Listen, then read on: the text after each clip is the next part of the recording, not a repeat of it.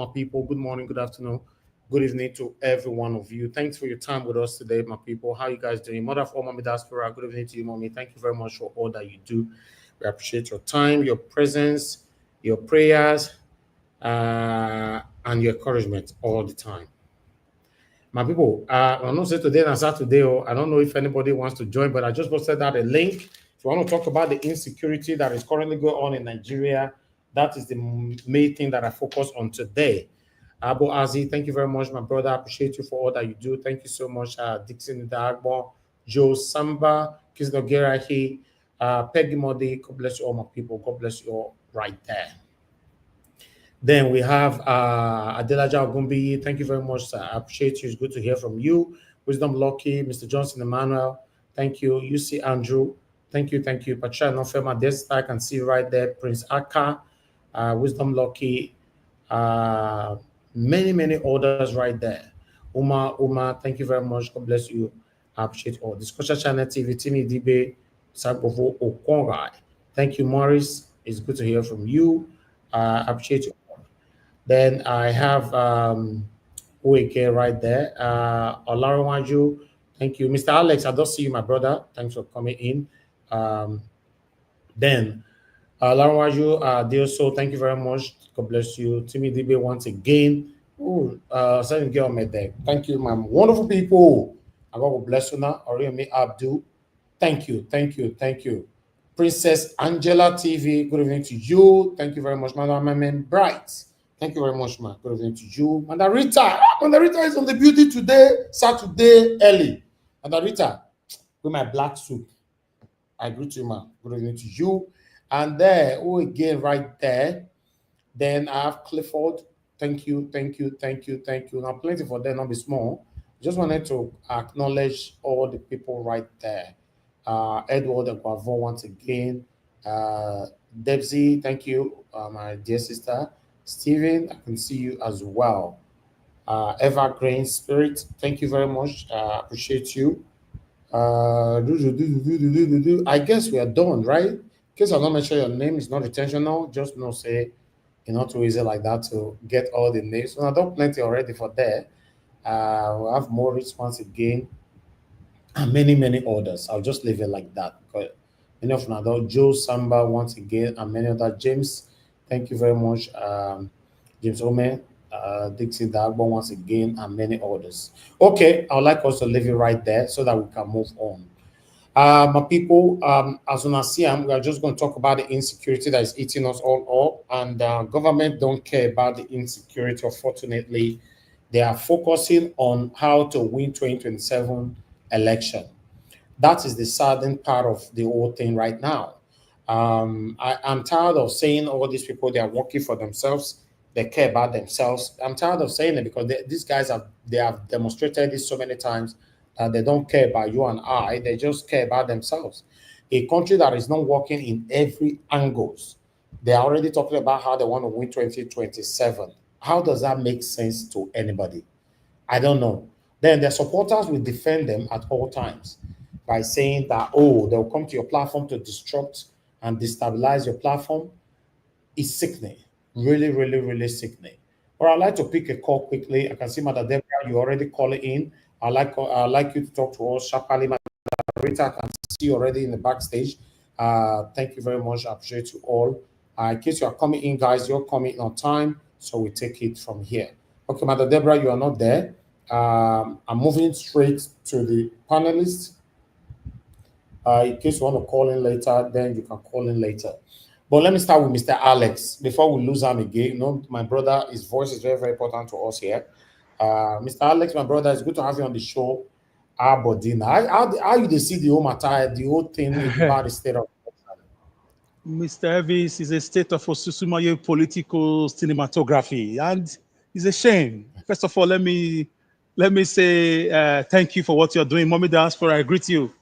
Dear fellow panelists, thank you for what you're doing. And viewers worldwide, those on the comment section, thank you.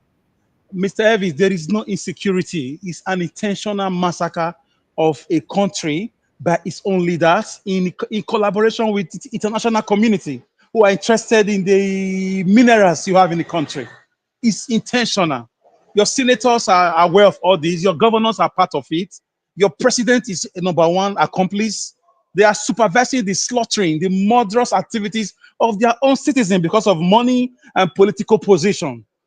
So the American Congress, some of them are part of this. The French government, they are part of this. The British Parliament, they are part of this. The European Union, they are part of this. So it's not, we cannot hide it anymore. We can't deceive ourselves anymore. So Nigerians, defend yourself to stay alive. It's a natural thing to do. Defend yourself. Well, whatever you can do, do it. Physically, spiritually, defend yourself. It's a shame there is no Nigeria. Nigeria only exists in our mind. It's a deceptive acronym. It's just a business center for politicians and international companies. There's nothing more. Women have been murdered, farmers have been killed, people have been driven away from their ancestral land because they found oil, they found gold, they found bitumen, they found uranium, all sorts of things they used to make batteries and cars and stuff. That is the summary of the whole thing.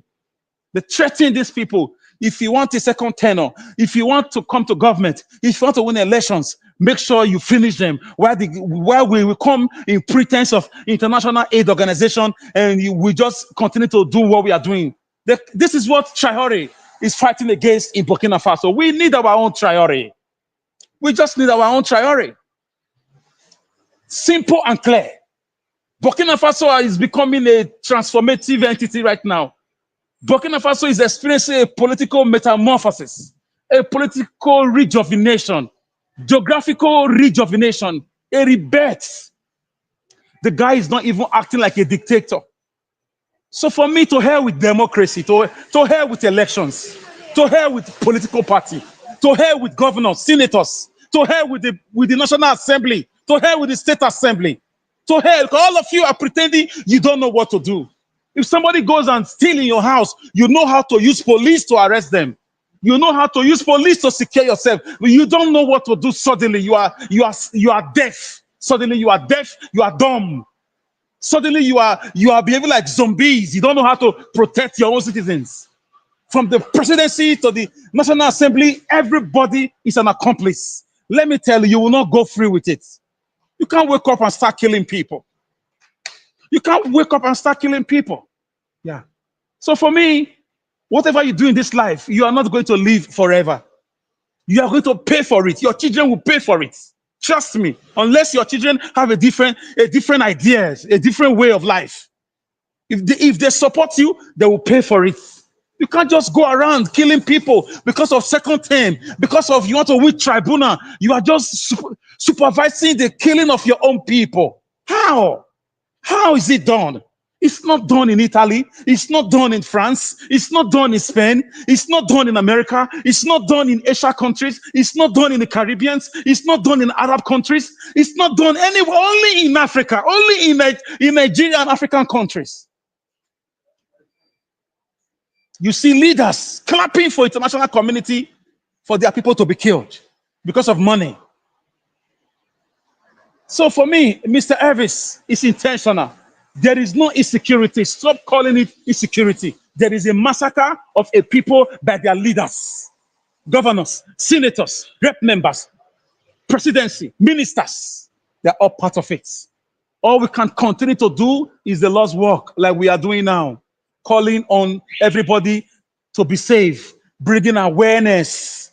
We have been talking about it for more than 5 years on this platform. We did not change. We did not change. We did not collect money to stay quiet.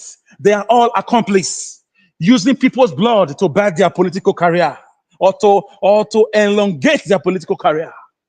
That is what is happening. And we are watching.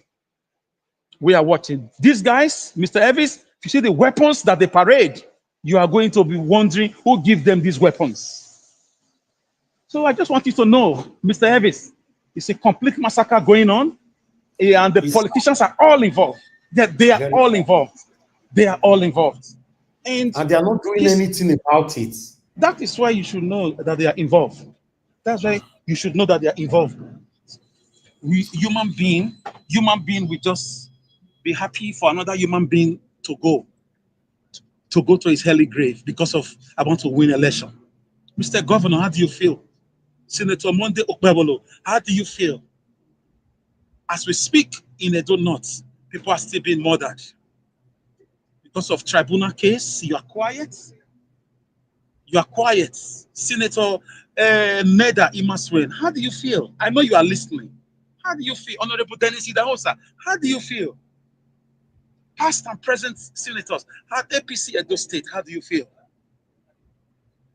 How do you feel, Mr. Former Governor Baseki? I know you are listening. How do you guys all feel? Lucky Gbenedi, how do you Oshomole, how do you feel? How do you feel? Wasting people's lives. Will you live forever? The only person who can help us now, Mr. Peter Obi, they've used everything to rope this guy. They've divided the political party, Labour Party, into 10. They have different factions now. Everything Obi says or does, they use it against him.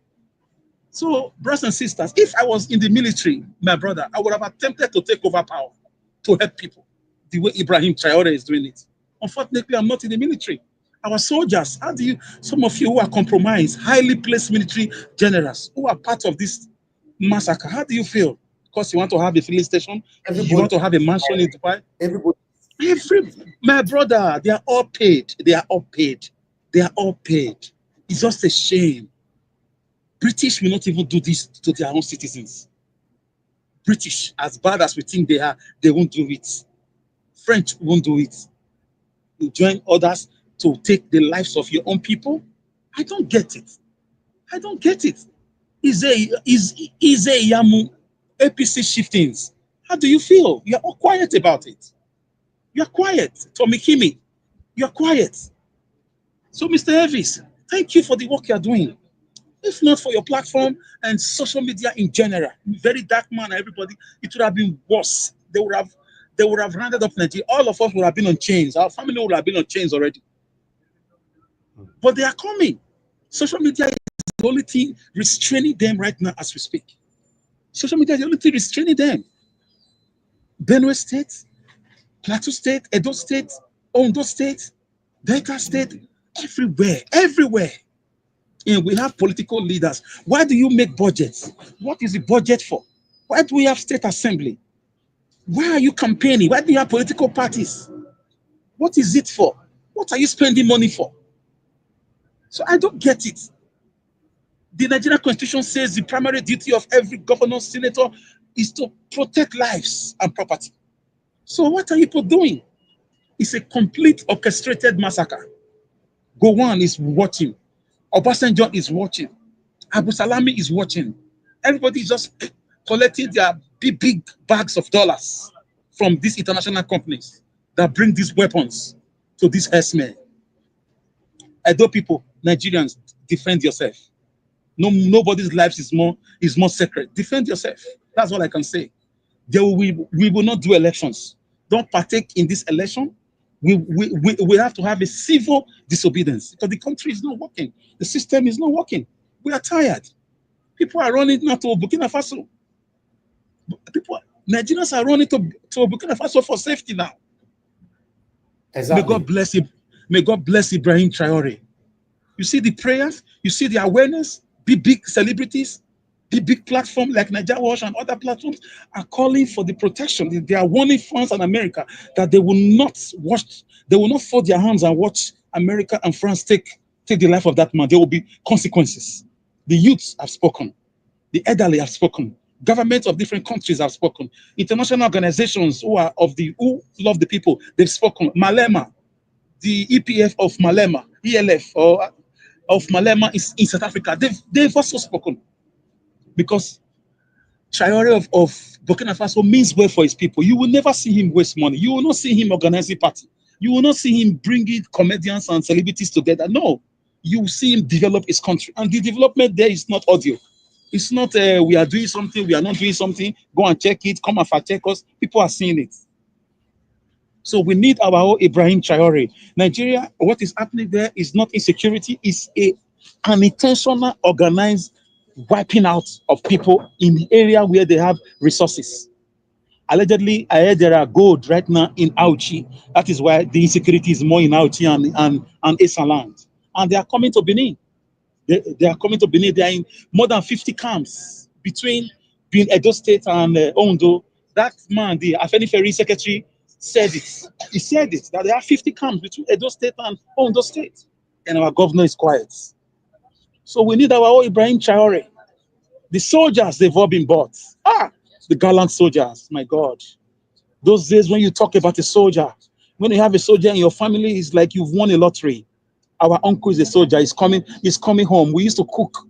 We used to celebrate. Exactly. We used to clean Exactly. their house. We used to we used to clean the house. Everybody will come around the house. It will be in daddy's house. It will be in grandma's house. The whole family will gather just to shake his hands and take. They will hire a photographer God, to take see what picture. you go talk. See what you go talk. Kai, this is My the fact. father's my father's younger brother was a major under Babangida. Their plane was bombed. He was among those that died. When he's coming home, my brother, the whole street is to gather. One, because it's our own. The gallant, patriotic soldiers of those days, they've all been bought. Some of them don't have the car, they don't have the courage anymore. Mr. Elvis, if a soldier is your family those days, you enjoy privilege. You Mm-hmm. enjoy privilege. Yes, if you're in school, the principal want to talk to you, you ask you about your uncle, your elder brother. Everybody want to be around you because a soldier is fighting for the country from your family. Now the soldiers have lost their respect. They only know how to go and some of them they only know how to go and drag money for somebody. Some of them are now political talks to criminals, political criminals. Mobile police have become talks to people like I don't want to call names in those states. So Mr. Elvis is not insecurity. We should stop using the word insecurity. Just the Nigerian leaders are watching the citizens being taken, being murdered. That's the right word to use. There is no insecurity. It's intentional. Tinubu landed Nigeria. He never mentioned it. He never visited the scene of crime. He never ordered the arrest. He never checked anything. Akpabio, now he has done the same thing. He went to go and visit somebody that died in Rome. He never looked at people that died in his own country. Somebody died in Rome. Akpabio went to go. What is your business with somebody who died in Rome? People died under your nose in your country. You are not saying anything about it. So, Mr. Elvis, the whole Nigeria is agitated. Protect yourself. Those who can run for safety, do that. But we have to find a way to reclaim our lands. It's just a shame. How people can sell their own people. It's just like the slavery. Oyibo are not the only ones that did the slave work. There were middlemen who were black selling their own black people. Exactly what is going on because of election, because of tribunal, because of case. Few people were taken that day in Uromi. People went to go and beg. So we are not citizens in our land. There is no Nigerian. Me, I'm not a Nigerian. I'm an African person who is living in a geographical location called Edo State. Because Awolowo said Nigeria is not a country. It's a mere geographical expression. So, Mr. Elvis, it's a shame. I join my voice with you. I stand with you off air and on and online. We should I continue know. to raise awareness. People are being taken every day. They don't deserve to die the way they are dying. They don't deserve it. It's not a good thing. Nobody's blood is worth anybody's political ambition. Okpewolo, you will not go to the grave with politics. Obaseki, you will not go to the grave. Wike, you will not go to the grave with politics or money. Nobody will die with money. Save people. Let us stand. Soldiers, I call on you. Take over government peacefully. Let's rescue our land. Let's save people. Let's save people. Look at what Ibrahim Traore is doing. Gallant soldiers. Are you no longer gallant? Gallant military men and women. Where are you? Where are you, our soldiers? Politicians are killing people and you are quiet. You swore to protect the territorial integrity of this country, and people are coming in their thousands and hundreds of thousands as herdsmen, and you are quiet. Where are the soldiers of the 80s and 70s, of the early 90s? Mr. Elvis, I will leave it here. If I have chance again, I will Thank, talk. Thank you, Mr. Elvis. Thank you. thank you, my brother, Mr. Alex. You say gallant soldiers. Are you no longer gallant? I like that part. Are you no longer gallant? That was a good question, oh. And now only them go answer am. Are you no longer gallant? What happened? Thank you very much, Madam Deborah, for calling in. Good evening to you, man. Please talk to us. Thank you, man. Good evening to you. Talk to us.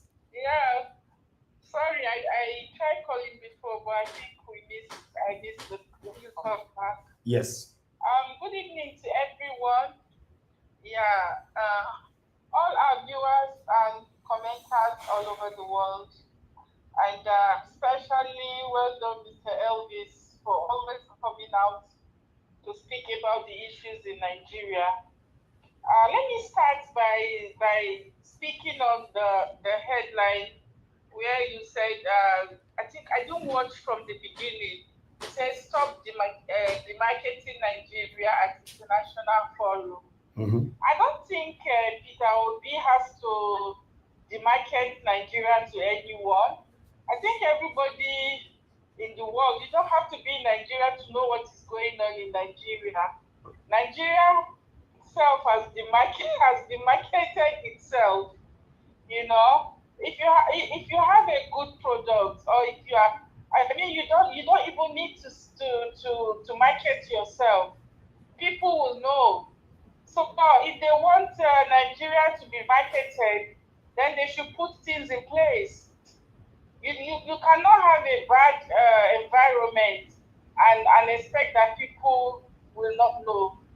This era is the era of technology. People can just Google Nigeria and see what is happening in Nigeria.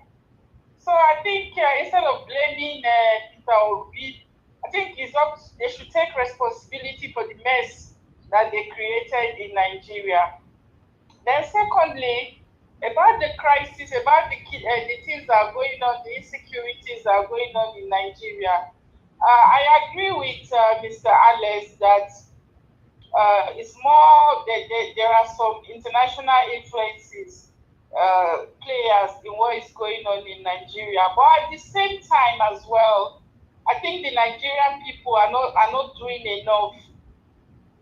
I mean, to stop what is happening.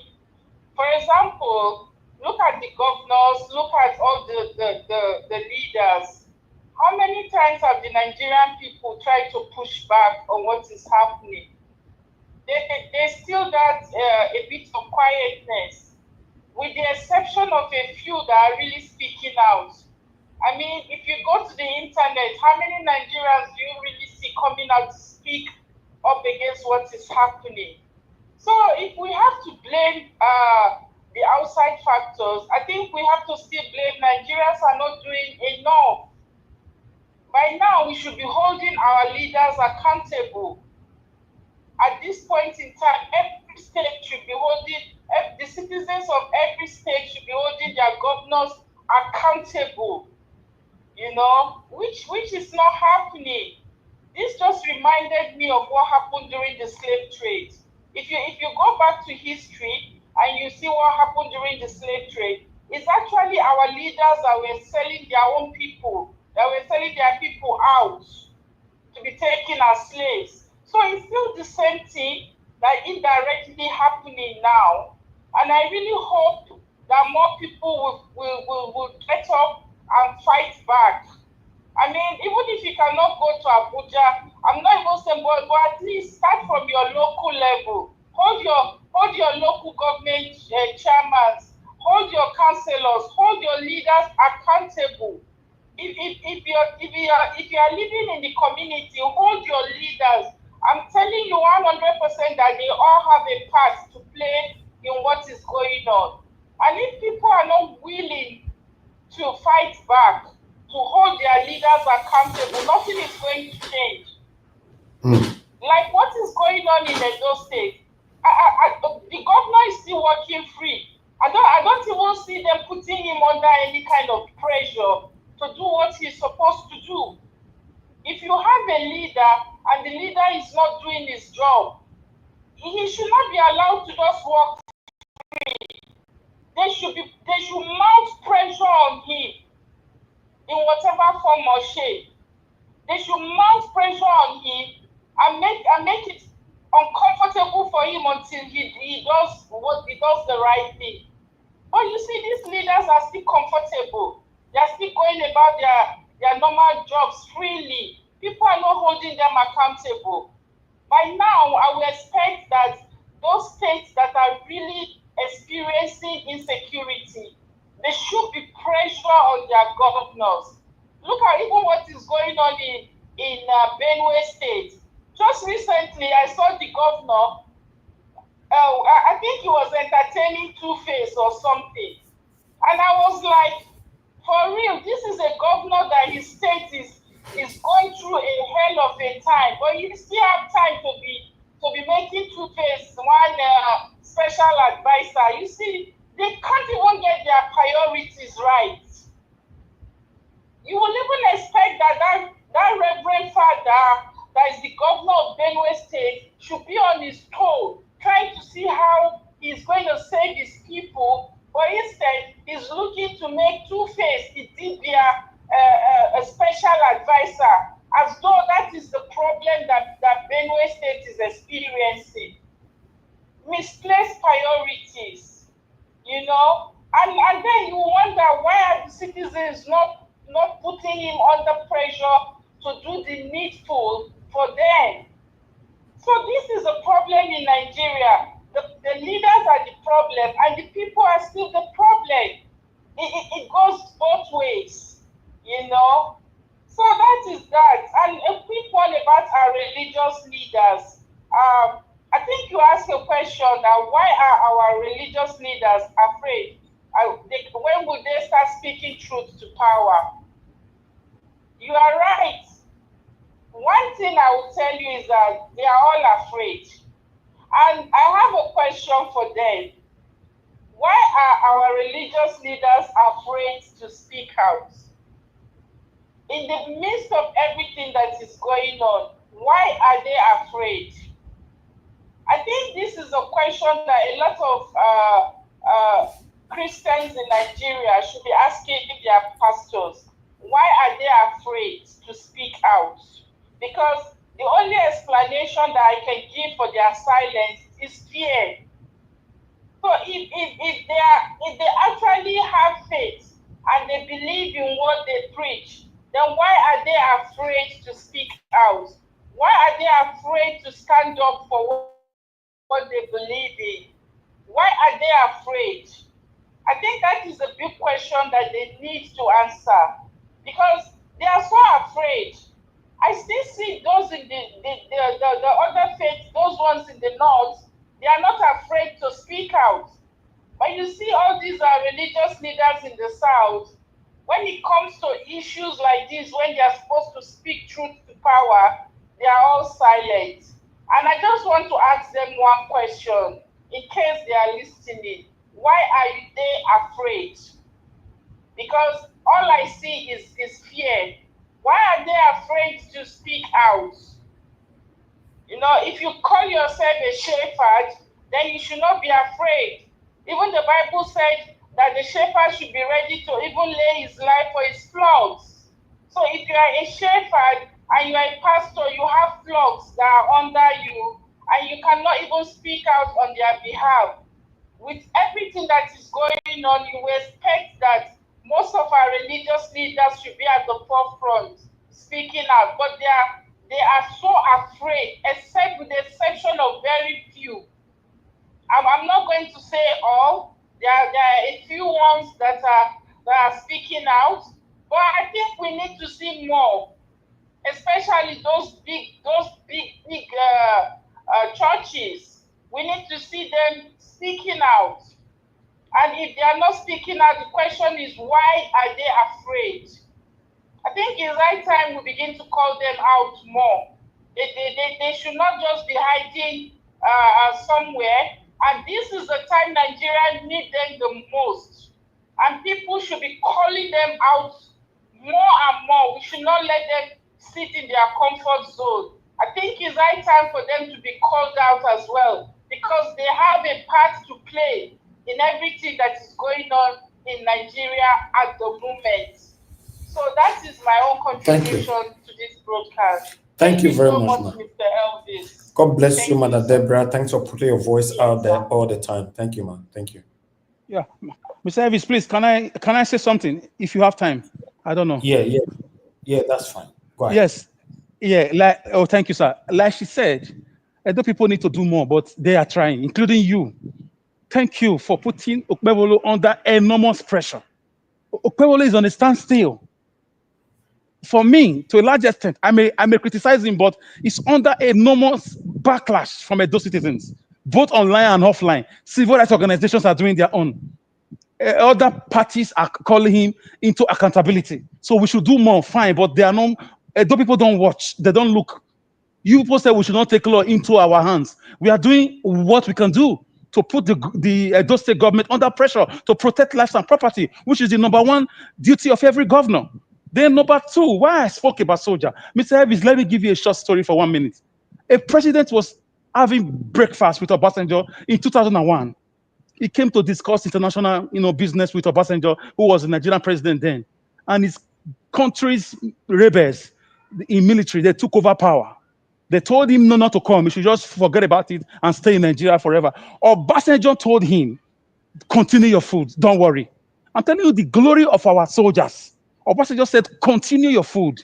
After that food, he made the call. He tried to make peace with them that any money they want, if they want money, Nigeria government will give them money. But you cannot take over somebody's government that just came to visit me. I think the country's name is Djibouti. Those guys did not listen. They paid deaf ear. Obasanjo sent soldiers there. They rounded up this man in 3 days, restored this man as a president, and came back to Nigeria. That's the glory of Nigerian military, the glory of Nigerian soldiers. Should I take you back to in the 70s when they went to Congo, Zaire of those days, and restored peace when Patrice Mulumba was killed? There was chaos in the Congo. It was Aguirre who led the troop to go and restore peace. Or should I tell you about their ECOMOC activities in Liberia and Sierra Leone? How Nigeria restored peace in Sierra Leone and Liberia? Or should I tell you the role they played in South Africa to make that country what it is today? Nigeria played 60% role. They spent billions of dollars. They sent a lot of things to that country for Nelson Mandela and their struggle. So for our military to be this docile, to be this falafel-like, to be this weak, something is wrong. Something is wrong. This is beyond voodoo. It's all about money. Our soldiers, like I said, Mr. Evis, they are gallant soldiers. Something is wrong. We are the bright military, young, ambitious men.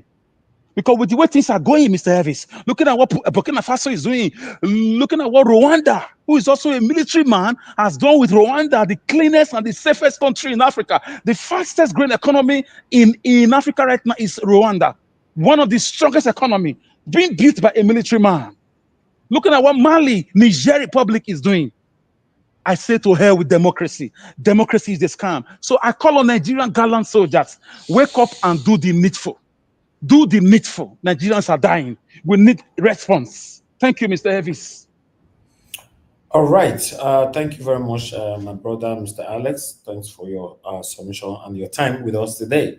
I'll come back to you shortly for your final submission, but let's hear from Madarita first. As you all can see, before Madarita will speak to us, the same man, just less than 24 hours ago, we showcased this same Mashegun, who was begging Peter Obi to come to PDP. The only way they can take the Nigeria from Tinubu, if only Peter Obi come to PDP.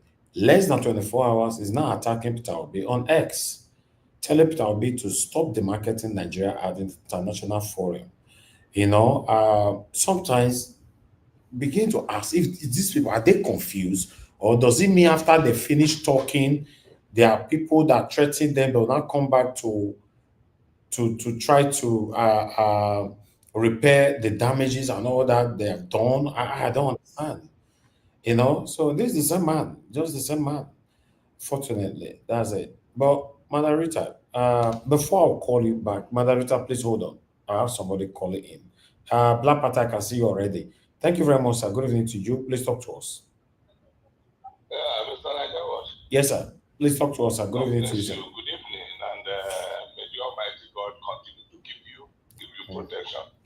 Amen, sir. I just came in now listening to you, and may God continue to give Nigeria people like Mr. Alex, Amen. people who have knowledge of what Nigeria has passed through and what is going on, people who know history to some extent. Do you see what is going on there? I want to say one thing first before I say another thing. The one major thing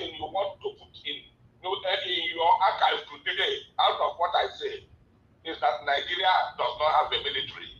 The military they have today is a Fulani military, for God's sake. That is why you don't have the type of military Alex is calling garants. We know what the military means.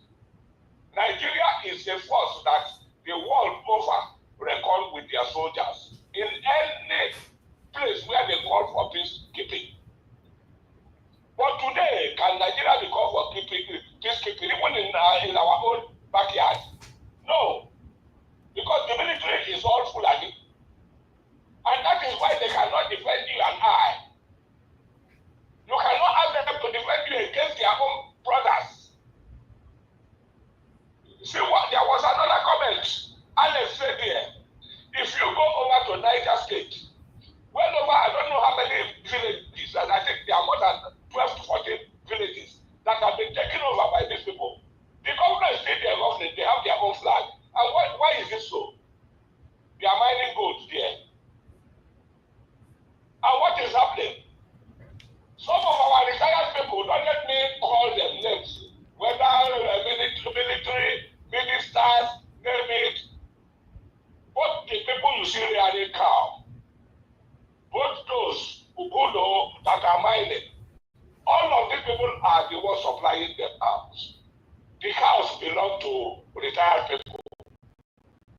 The people mining gold and using a helicopter to come and lift it. I think it was what's his name? Senator.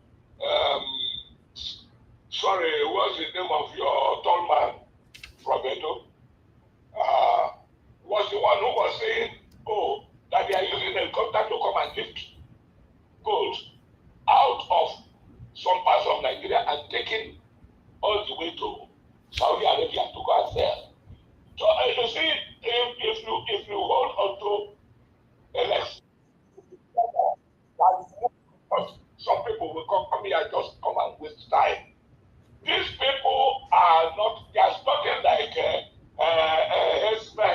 looking for, they are expanding and at the same time claiming places where they believe there are resources. And most especially the entire South is all wealth for them.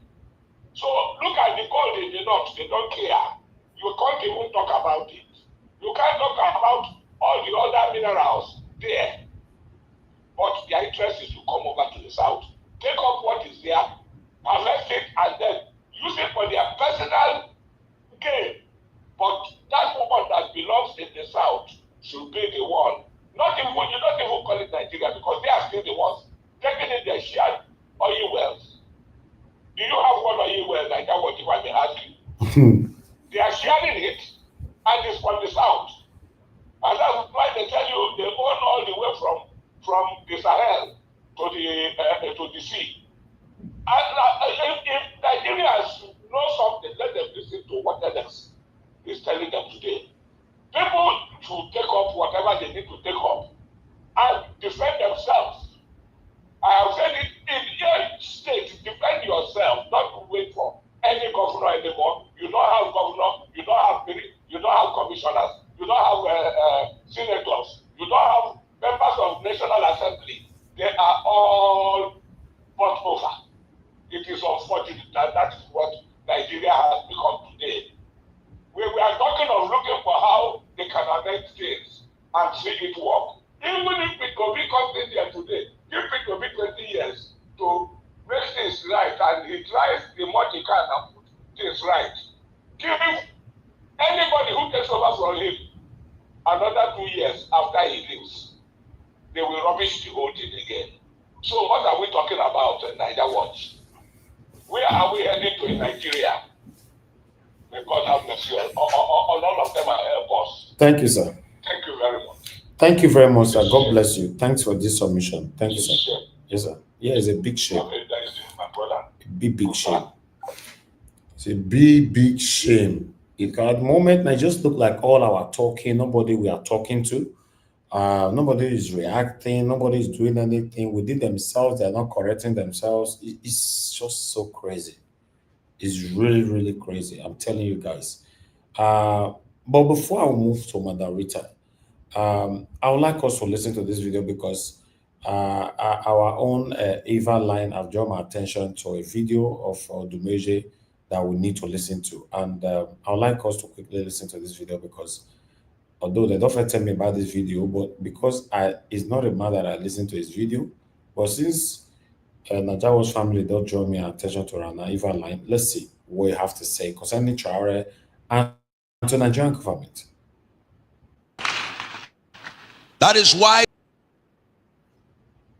Burkina Faso president discovered and said, this young man, president of France, Macron or something else, why is he so interested in our country?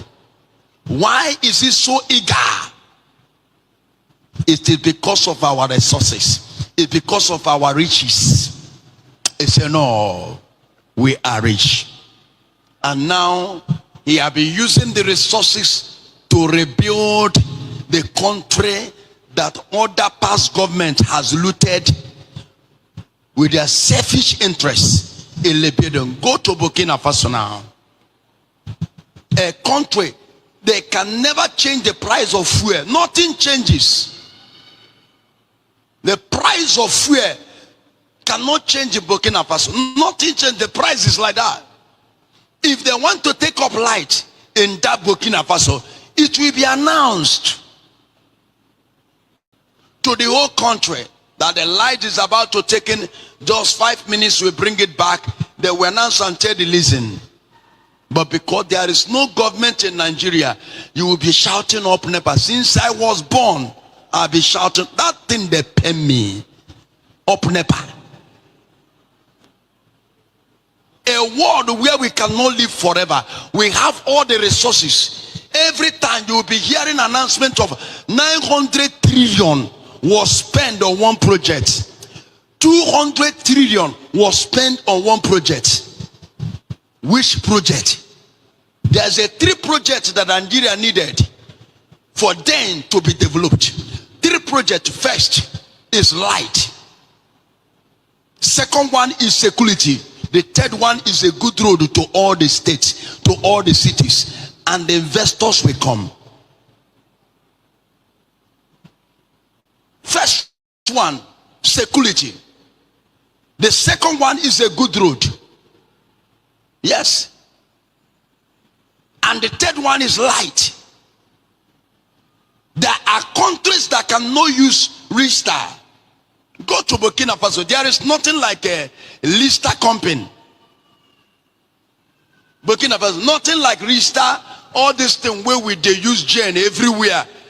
People, you'll be hearing a lot of nonsense sound in all the streets. In a one compound, you will see something like 20 gen. This one be sounding, this one be sounding, this one be sounding, this one be sounding, this one be sounding, now one compound you will be hearing different sound of a generator.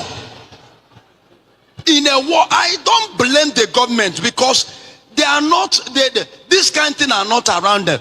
They have solar. They have 24 hours light in their houses with their children that do not belong to Nigeria. Their children, the children of your governors are special people. The children of your senators are special people. They are not the same with the Nigerian children. They are not the same. They can train them in overseas. They can go to hospital in overseas. Their children are not the same with you. You are the one that's supposed to be shouting up NEPA, but their children will be coming out in AC, entering a good flight and jet. Okay, for God can never let all you people to rest at peace. They value their sons and daughters more than you.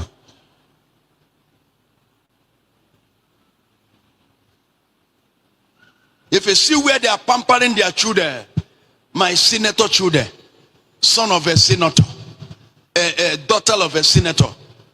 That is why one of your senator of Enugu State, what is the name? What's the name of that man? Ike Kwelemado. They value their own children. Go and look at this man, leader of Burkina Faso. He said that these people, all of us, we are one.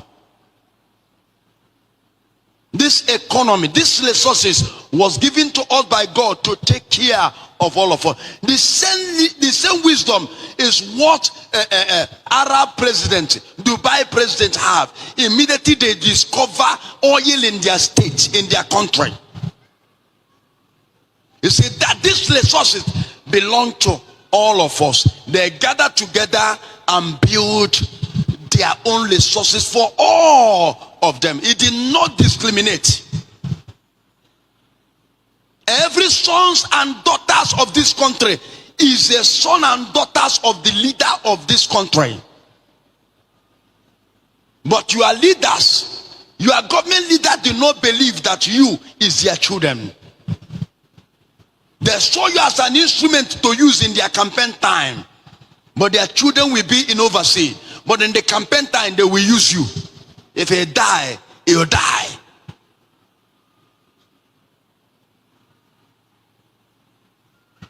And the Burkina Faso president said, no, this resources is all of us. We shall build it together.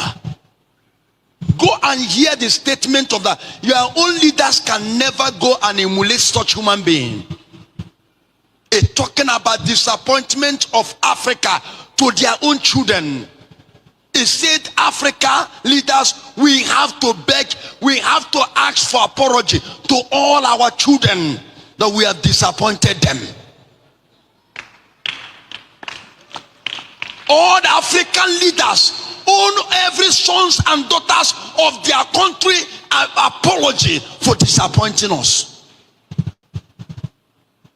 We have our resources, but they are going to foreign country and begging money because they did not know their worth. That is the statement of such young man. I don't blame you when you put the old people to the seat. They have nothing to offer.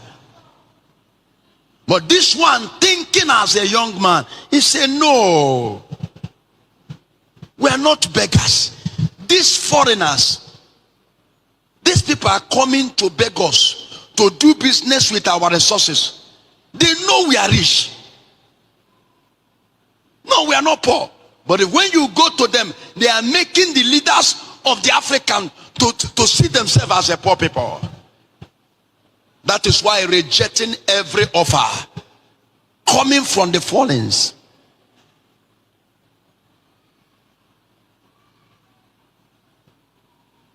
And I will show you one thing. If it's one thing I do before I die, I must accomplish that mission. It's one thing I do before I leave this earth. A mission must be accomplished. That's one thing I assure people. I have never shown people. I am not living here. Two things we are living here for. And we must put down a legacy before we die.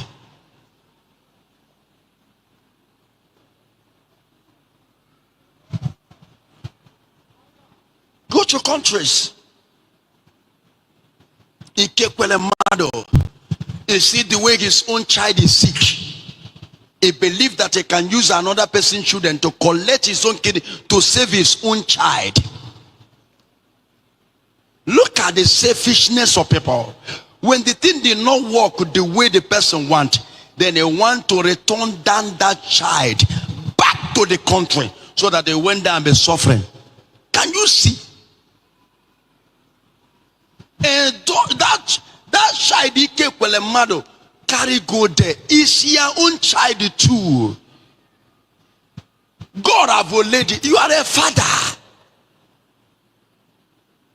When you see that the thing did not work, you say, okay, now you are fine favor from me. You can, I will help you carry go. Because that young person, that person that volunteered to help your daughter have died already for you. If that thing goes successfully, he will still volunteer that kidney. He's already give up his life for you and your family. If that thing is successfully, he will still donate it. So it's already dead. Even if it did not work, you'll still give him opportunities to go. I pray for you. May his glory take over you. We are for the world.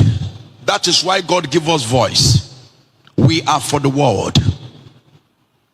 And we are special people. The power that God gives to us is not a power for fake. And it's power. And I used to tell you, all these people that say, don't speak about the government. Pray for your government. Listen to me.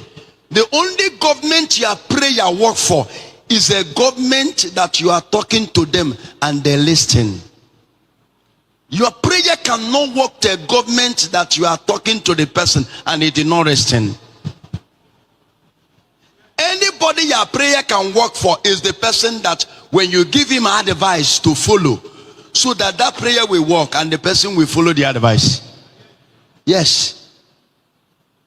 And God will say, pray for the government. Go to the past leaders in the Bible. It's because they're listening to the prophet. That is why when prophets pray for them, they are successful in their leadership. The Bible are talking about the leaders that are listening to the instruction of the pastors, to instruction of the church, and follow the direction that God will tell them, not the leader that are doing what they want. Your prayer can never work for them. It is time all the youth of the whole Nigeria will rise up and also take back our government, take back our country, and choose a leader so that we can enjoy our resources before we leave here. Because the children, the future of our children are still suffering if we cannot do anything. Food are getting costly every day. Fuel are going costly every day. We are the manufacturer of the fuel. And it's going, who is hiring it? It's because of our selfish interests. I pray for you. Anywhere they tie you, anywhere they share you, anywhere they tie you. All right. Odumeji, this is the first time I'm listening to this man, to be honest. This is a wonderful message right there. Like I said the other day, after Pastor Bakare lambasted the Tinubu's government, also hearing something like this is very encouraging, and I want to hear more of them speak truth to power. The situation of the country now is affecting everybody. I'm happy that he just mentioned the price of commodity now in Nigeria, the price of fuel, the price of everything. Nothing is working in this country, unfortunately. And he also used the opportunity to call on Nigerians to rise and take over this country from this satanic set of people who have chosen to continue to recycle themselves and continue to impoverish us. It's like a signature. It's like an oath. They are sworn an oath that this is how it's going to be, probably forever. Yes. So it must be forcefully removed from them, or rather taken from them. Thank you, my people. I appreciate you all. I'd like to move on now to moderator. Moderator, thanks for your long wait and your patience. Please talk to us. Good evening to you. Yes, thank you, Mr. Elvis. Good evening. Good evening to my lovely mommy diaspora. I love you very much. And greetings to everybody in the panel. My brother, Mr. Alex, it was lovely hearing from you today. And greetings to Mr. Jonathan, sir, and Mr. Black Panther. Oh my goodness, where can I start from? Okay, I want to say, Mr. Alex, your submission was profound. At some point, I was just, reminiscing some things, and it feels like as if I wanted to cry when you were talking about how gallant our soldiers were. And, those days, you see a soldier, you respect them. And if you had somebody who's a soldier in your family, it's like you had an important personality in your family. But these days, it's nothing like that.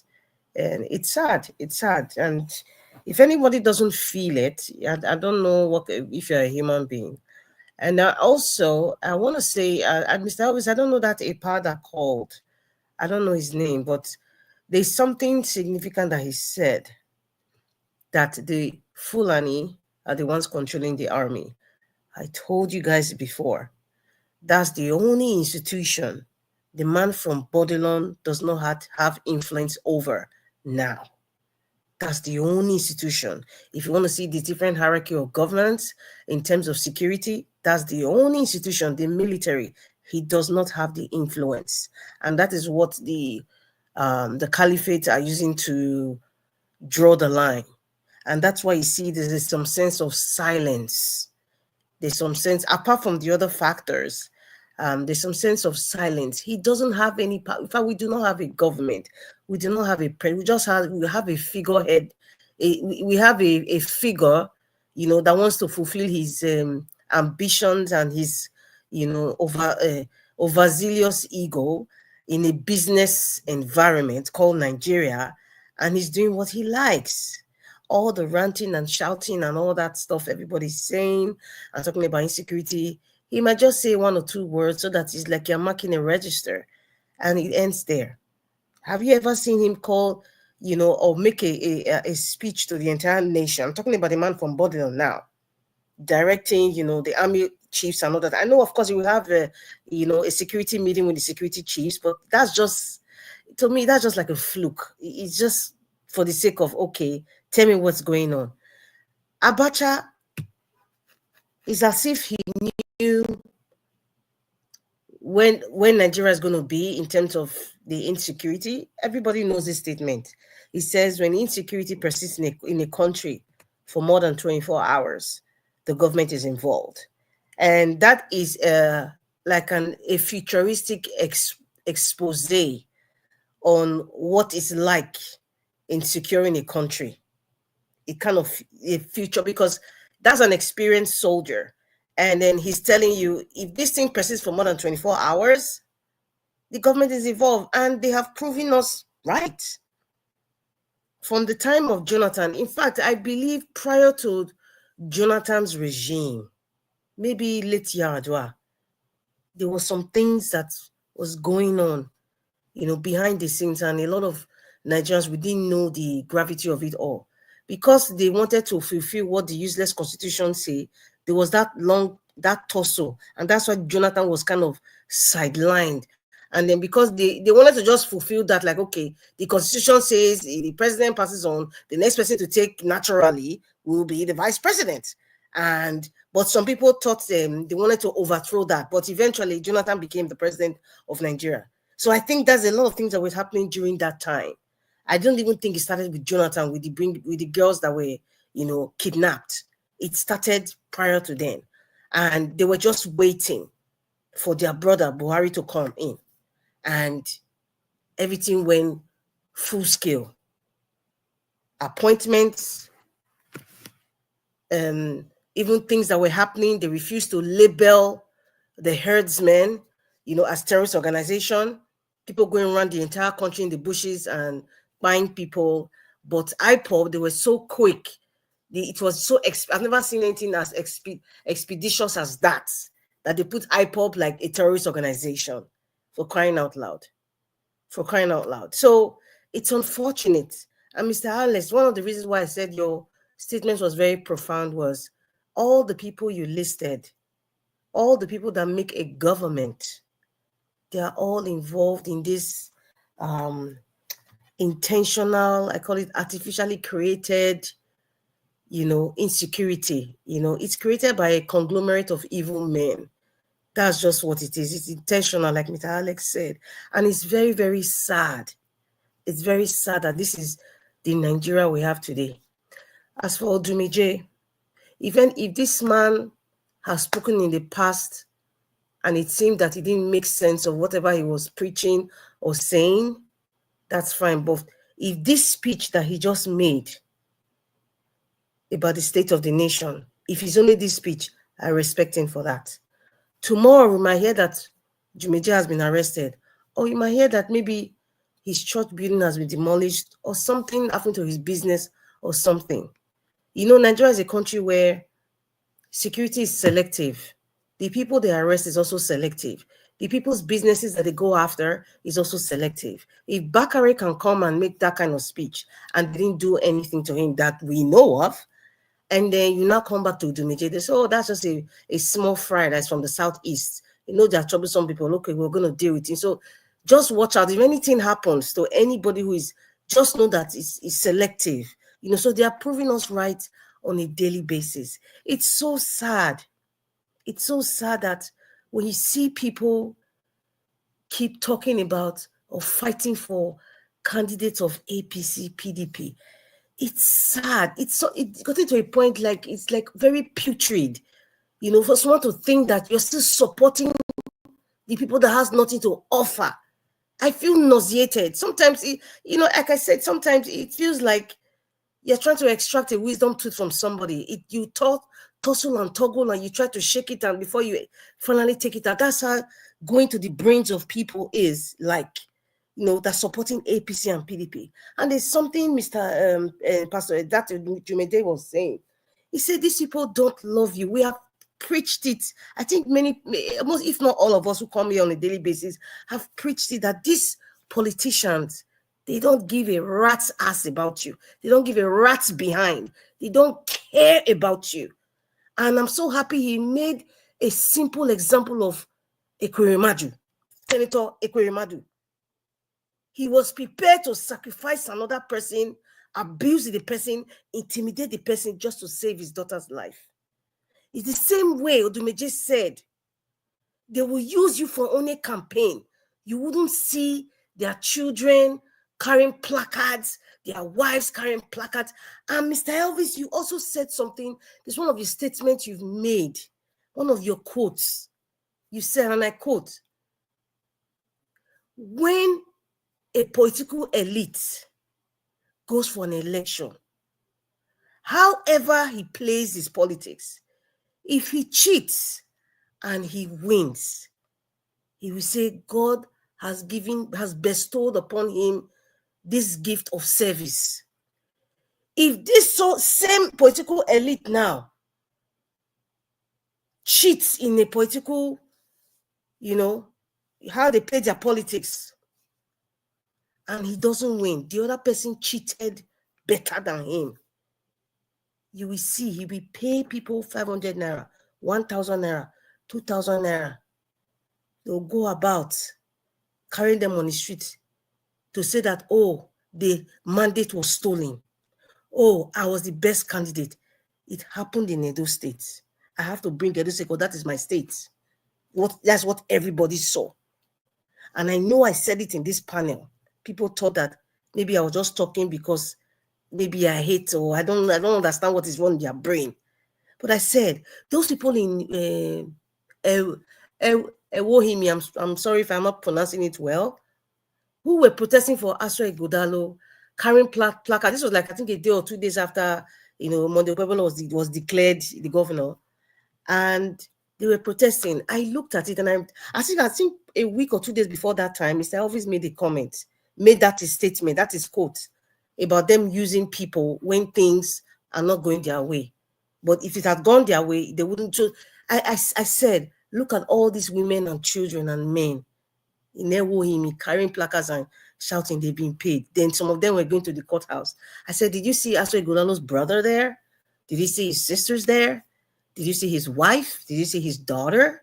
They were not there. Did you see his friends? His rich friends? Did you see Governor Obaseki? Governor Obaseki, if anything, should have been leading the protests. You didn't see them there. They would never, ever be there. They would always use the gullible people who they have taken their entire future into France, Belgium, United Kingdom, Canada, the United States. In fact, most of them don't go to the United States anymore because Obama puts a clause there. So they've shifted gear to Canada now. They've probably used the entire Europe. London is filled with undocumented, or rather, there's nameless properties everywhere. And it's going back to the King of England. Nigerians own that, and I can bet you 80% of the proceeds that got from those properties in the United Kingdom is Nigerian money. Thank you, Mr. Jonathan. Last time I spoke, I said Nigeria need a benevolent dictator. I am saying it again. Nigeria needs a benevolent dictator. Benevolence to his citizens, benevolence to the systems, benevolence to the situation. However, he must be a dictator to anybody who wants to take away what belongs to the people. And I think that is what Ibrahim Traore is doing. He's being a dictator to the foreigners who just want to capitalize on, oh, this man is too strict, capitalize on their natural resources, cheat them, make them look less than themselves. He needs to be a dictator for the foreigners or for anybody within that country that think that I want to be a sellout, be just for me, myself, and I. And then the future of the Burkina Faso, your children, is in jeopardy. No, you should be a dictator, just like a chicken who can even fight a snake just to protect her chicks. She would do anything. She would be a dictator. She would be a fighter. She would be in the forefront. And that is what Ibrahim Traore is doing. He's a benevolent dictator. If there is any definition like that, that is how I would describe it. And that is exactly what Africa needs. That is exactly what Nigeria needs. Mr. Ojumeje, I respect you today for this one. At this time of pain Nigeria is going through, and we are going to experience more pain. I'm not a prophet of doom, as Mr. Alex will say, but this is what's happening. These things need to happen. So there will be a rebirth of the nation, if that ever happens. But then we need to go through the fire. We have not started. I keep saying it. And Peter Obi is not the one that will change the nation. Peter Obi is a conduit. I don't know who the person is, but I believe that person is there. But we need, whoever that person would be a benevolent dictator and take away anybody who is colluding with the foreigners, just like what Ibrahim Traore is going through, to take him down, just like what they've done in the past to past African leaders. Kwame Nkrumah, we know it, Thomas Sankara, even Gaddafi, we talk about. There's so many of them. Patrice Lumumba, there's so many of them that they've taken down. Stephen Biko, they've taken down most of them. And because these foreigners cannot work without the collaboration with the person in your house. Yes, with the person in your house. The man that participated in taking down, what's his name, Thomas Sankara, that is Blaise Compaoré. I think that's his name, Blaise. I'm not French, so I won't pronounce it properly. Blaise Compaoré. That guy was his neighbor. The parents of Thomas Sankara took care of that. They were like brothers. But you see, these foreigners, they know human nature. We're all selfish in some way. But the degree of your selfishness is what they will tap into. Blaise Compaoré was a selfish and greedy man, and he was willing because they promised him power. Mobutu Sese Seko is also another traitor. But look at how his life ended. Until today, the Congo is not at rest. See, it's like we don't learn from history. Nigeria, today, there are so many traitors. We need a benevolent dictator. Listen, when a benevolent dictator stands, I don't care if it's from the north, from the south, or the east, or the west, and he sees everybody as one, sees everybody as his children, every woman as his sister, every or his mother, every man as his father or his brother. If when God brings this person out of Nigeria and he becomes a benevolent dictator, I will support that person. I don't care if you want to call him Idi Amin. I don't give a rat's behind, because at the end of the day, you see those postulations they put in the media and all those nonsense. Oh, this person is. Listen, democracy might not work for us. Even the military system of government might not even work for us. Every country is unique. If military system is working for Burkina Faso, it's working for them. It worked for Libya. And when they took down Gaddafi, where is Libya today? Libya is like a hellhole right now. So, my dear brothers and sisters, I'm going to repeat it again as I said in the past. I am not in support of 2027 election in Nigeria. Going to the ballot to go and vote, you are making the false constitution alive every time you go and vote. Do not vote, except if you want the fire to continue to burn, because I said we still have a long way to go. take it or leave it. Unfortunately, that's just the reality. Things are going to get worse. But somehow I feel this process that we are going through, we need to go through it to appreciate the default of where Nigeria ought to start from. Perhaps we should go through this fire, and there's unfortunately peril coming.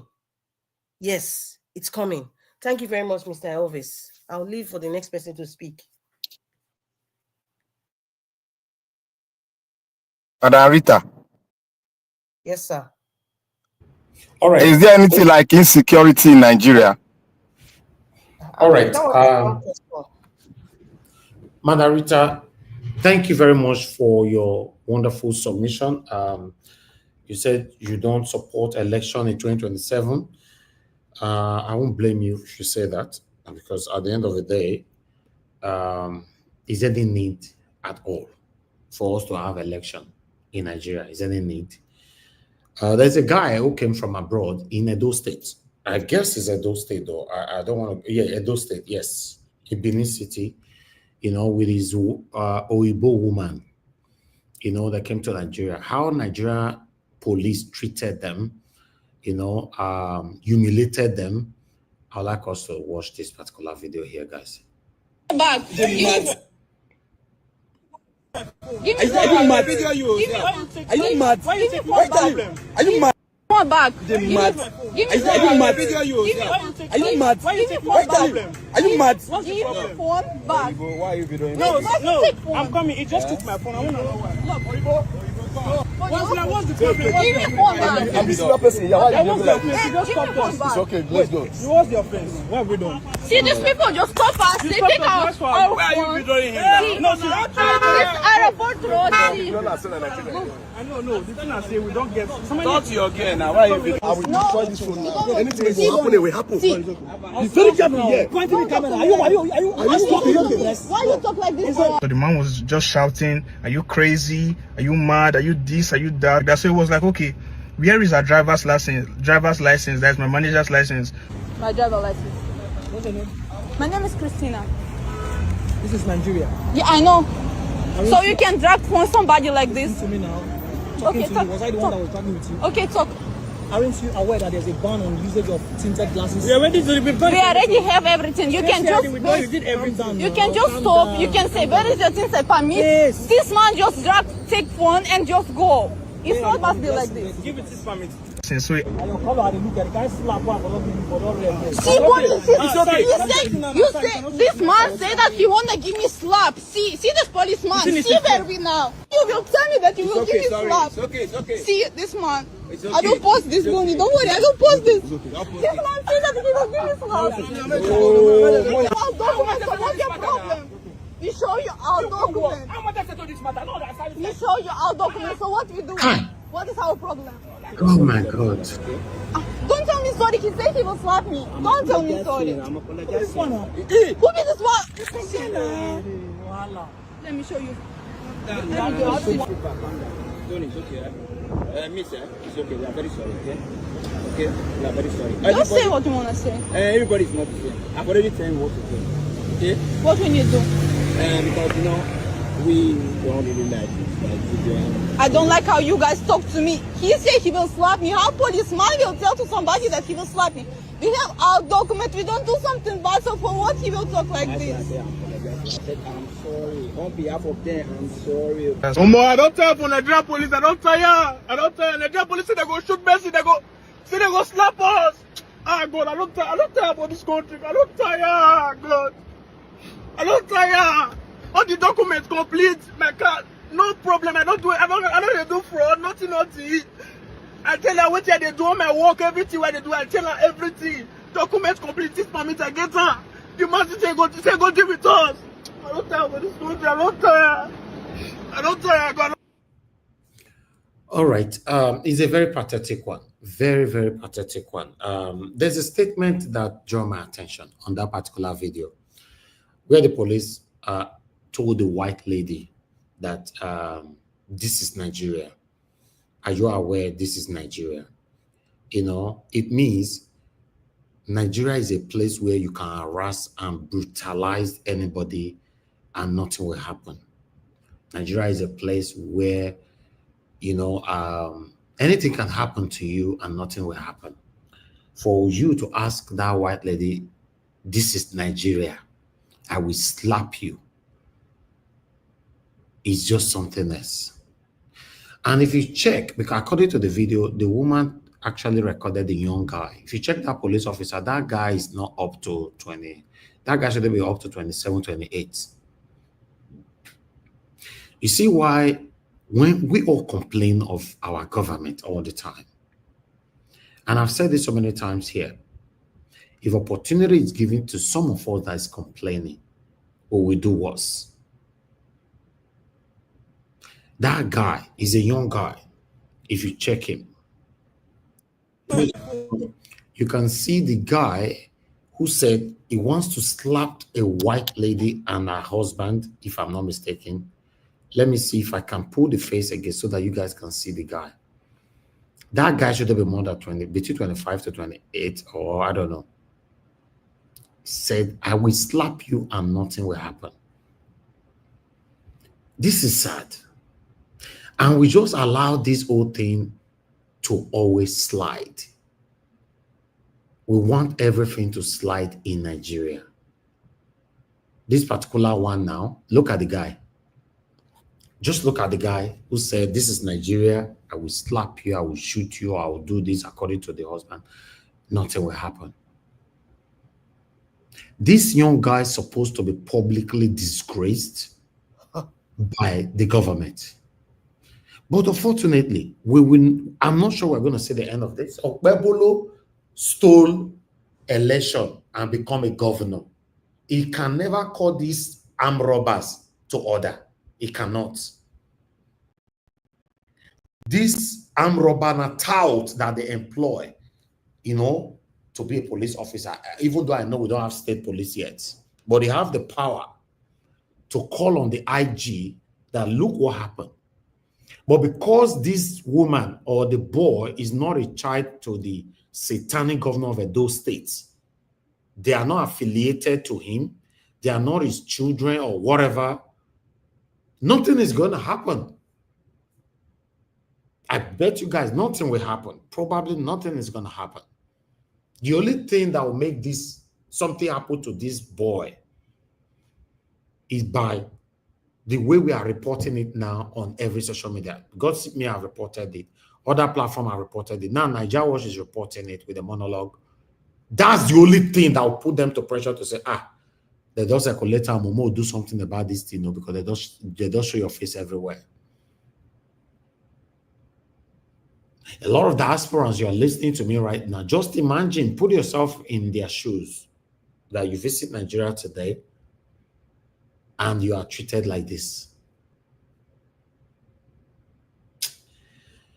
Anyway, let me call on the next person to speak to. Mr. Elvis, sorry, this is the PTSD I'm talking about. You think when this lady goes back to her country, she's already traumatized by what she experienced to it, and exactly. Even the police officer smiling, he doesn't look normal. Exactly. Nigeria is a country of insane people. Everybody is crazy. There's a lot of trauma that people are going through. This PTSD of a thing, we have a long way to go. We have. And Arita, before PTSD, we will solve the problem before the PTSD. But what is the problem we are solving? It is the problem. Every Nigerian has Nigeria Watch PTSD. You tell me how you go to solve it. Don't beat around. How? Is by radical movement. I said it yesterday when I said military should take over. People were shouting, yeah. I don't care whether it's Beluganent or no Beluganent. Look, let me tell you, let me give an example. Nigeria, let me give you an example so that you get it clearly. When this same Buhari was a Diagbon, they took over power. Nigeria, let me tell you how Nigeria was before. We used to jump. Just talk to us. It's your time. Okay, thank you, Nigeria Watch, and thank everybody. Thank Mommy Das for all protocol observed. You see, let me continue before I jump into the look. Nigeria, we used to jump through the window and get into the bus. You imagine when you jump into the window, a bus, and you will jump through the window and enter the bus and sit. We used to hang. More than 10 people will hang by the side of the door. But what happened? The military came, Odiagbon and Buhari. Odiagbon was in charge. Buhari, you know, so now follow. Odiagbon came and they started a movement, war against indiscipline. Just tell me, within the space of 10 months, Nigeria started queuing. They started queuing. If you drink ice cream, you drop off on the floor, you are in trouble. You can't do it. Everybody is a weakness. Now, if you weakness that regime, you cannot drink or lick sweet, throw am for ground. That is how Nigeria changed within the space of 10 months. What are we talking about? It's the decadence of the system. It's the rottenness of the system which we have all spoken. If you have a good system, everything will be checkmated. Even the ones that have PTSD, they will go to hospital, they'll be taken care of. Let me start now. I belong to this space called security section. Because one, I want to tell you why I say I belong to it. My dad was a retired chief. My uncle was a retired IG of the Nigerian Police Force. My uncle was a military officer, retired. Now, let me tell you one shocking thing. No Nigerian police officer present now is trained. After the IG, RSA, retired, no Nigerian police is trained up to date now. All of them, they give them gun, go out. Because they go to shooting range. When you finish your training, after exam, you go to shooting range at Jos or Goza. You go to shoot. After that one, just 1 week, just 10 rounds. After 10 rounds, you become a police officer. They can give you gun, bam, you go the hole. That is what they call training. That is what they call training. No Nigerian police is trained to respect civilians, to even define what is called a police officer. Call any police officer, Nigerian, ask them, Nigeria was you one day, just call them, what's the meaning of policing? What's the meaning of police? Just ask them one day. Take them 1 to 10 police officers, ask 10 of them. You will see the result. They will be looking, they'll be turning head around. They know fear and saran because they are not trained. Ask them the criminal laws. They don't know. Ask them how to prosecute a criminal. Many of them don't know. I have friends. My own childhood friend is an assistant commissioner of police right now. My own childhood friend in Lagos. It's in Lagos State headquarters. I'm always in contact with her every time. They don't train nothing anymore. So what do we get? This is the picture of what we get. You see, a Nigerian police is one contact. It's the first point of contact many foreigners come in contact with. And that will tell you the spirit of the nation. Nigerian police officers. We are not talking custom, they are mending themselves.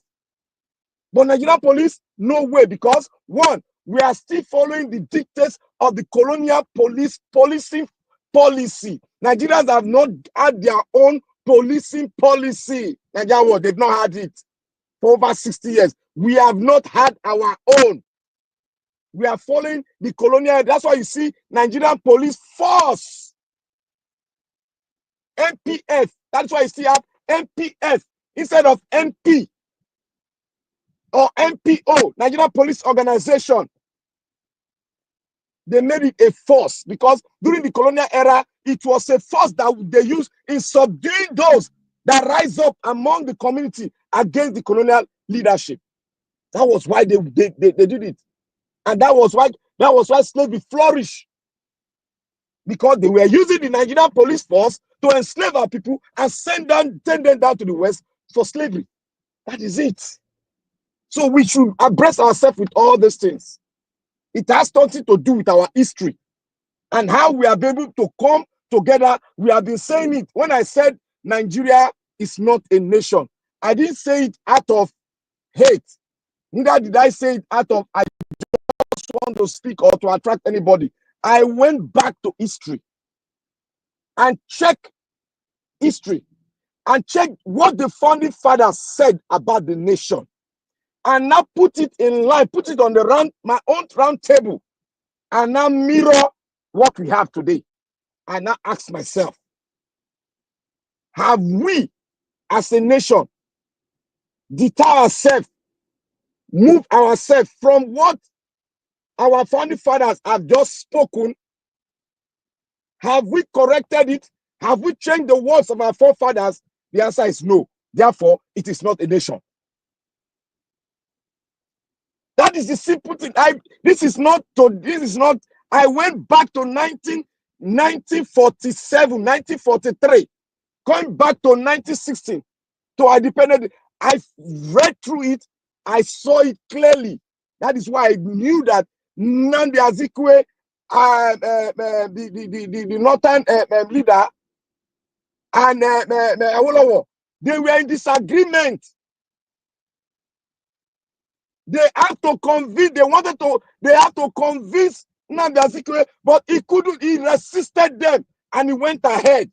And what happened? Nnamdi Azikiwe now reiterated and remembered what Nnamdi Azikiwe and the other leader told him, and he now came out with a simple and a direct postulate that this nation, he was direct that if this political class of the future, which we are in now, if they don't change the system, then Congo will be worse than what it is, what we are seeing today. What are we seeing today? Is it not worse? Nigeria is now having an average of 10, rough estimate, 10 persons dying every day. Dying every day in that nation. Insurgency, dying at every corner, average of 10. Plus or minus. We are losing souls every day. This is what we have. Because we refuse to understand, because many of us don't. That is why, Alex, may God bless you. Many of us refuse to go back and read your origin, your foundation. We refuse to go and read it. That is why we argue left and right. People will insult you. Now, why you are not patriotic enough? You are bringing the nation down. Bring what down? It is what is on black and white we are speaking. Not on black and white. I want to say here that this is my first time listening to Odumeje, and I say, Odumeje, I have never, anytime I listen to him, I look at him as a commander. This is my first time I will say, Odumeje, may God bless you. You see, our intellectuals in Nigeria, they are in big trouble. They are in big trouble. Nigeria, can you imagine if a man, Odumeje, who did not go to school to the extent of getting to a university, can fountain and mirror the situation of Nigeria and mirror the solution of Nigeria. And our professor of Gari and Epa that went to United Nations, who was given a platform to speak, he went and started preaching poetry on the platform of the United Nations. He could not even bring a petition forward. He could not do it. Neither could he bring a petition what the West is doing against the black African in Africa. He did not even do that. He was just making a rhetoric, going around the globe, just making the European excited and sitting comfortably. A professor emeritus. Nigeria, give me just 10 seconds. You see, Nigeria, the solution is this. Whether benevolent, whether anything, we need a radical movement that will take it. If that does not work, if you cannot push for that, we need a military dictator to come in and wipe out all this mess we are seeing, because we need to check our foundation and restart building from our foundation. If not, You said you don't have a law. You don't have a constitution. You want to run a nation. It is not possible. So that is why we are in a makeshift. Yeah, people are killed. Your man is going to Rome to say, oh, we say sorry, oh, rest in peace. Meanwhile, people are resting in tears in Nigeria. You can see the system is what? The foundation. It is the problem. And the Arewa are refusing. Nobody should die in their war. Let the war start. Let the Wala, maybe they do their Wala because they are all fighting for the mineral resources in the country. They don't believe in Islam. All of them. They don't believe in Islam. They are all traitors to their religion. They are coming for the resources in your land. I have said it, and I'm going to say it because the Western world are involved. And when we say that, people say, no, why you not go feed you the truth? You don't know the dynamics and the geopolitics that we're into. Go and check Africa history. It is like that. They've not changed, and they will never change. Nigerian politicians, they are diehard people that will never change until we have to fight radically. That is when we will change them by force. Thank you, Nigeria Watch. All right. Thank you very much, Black Panther. I appreciate you for your submission and your consign. God bless you, my brother. About Traore, America say they are coming to rescue the people of Burkina Faso from the hand of Traore. You know, it's crazy, and a lot of attempt made that they bring this man down, take by him, you know, have a past. But there's this video that circulated since yesterday, but I'd like us to listen to this short video quickly. Breaking news, Burkina Faso is on attack. So yesterday, Burkina Faso was attacked by an Islam-affiliated group. But we actually know who is attacking Burkina Faso. And let me tell you, it is bloody because Burkina Faso has faced one of the largest casualties in an attack. And let me tell you, there are so many protests in France and Italy demanding Burkina Faso President Ibrahim Traore to step down. Because these Western countries have not succeeded in putting Ibrahim Traore down, now they have paid a jihadi group. And this jihadi group yesterday attacked a community in Burkina Faso, ending the lives of so many Burkinabés. Let me tell you, it's bloody. I don't want even you to see the videos that are coming from Burkina Faso. And this jihadi group is now saying that it will advance to Ouagadougou, the capital of Burkina Faso. Now, good news is that Ibrahim Traore has not been touched. He's very safe, and he has sworn he's going to fight to the end and liberate Burkina Faso from Western power. Let us continue praying for Burkina Faso. Let us continue praying for Ibrahim Traore.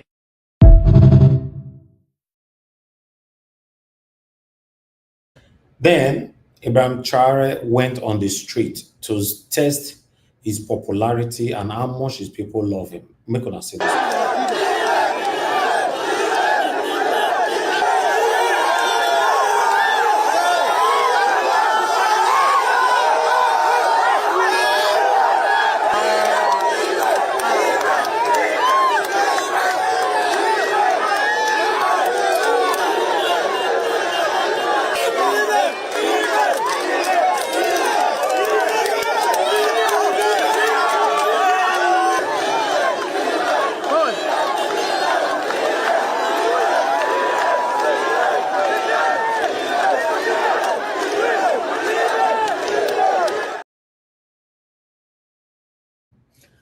Now, which of the people of Burkina Faso America is coming to rescue now?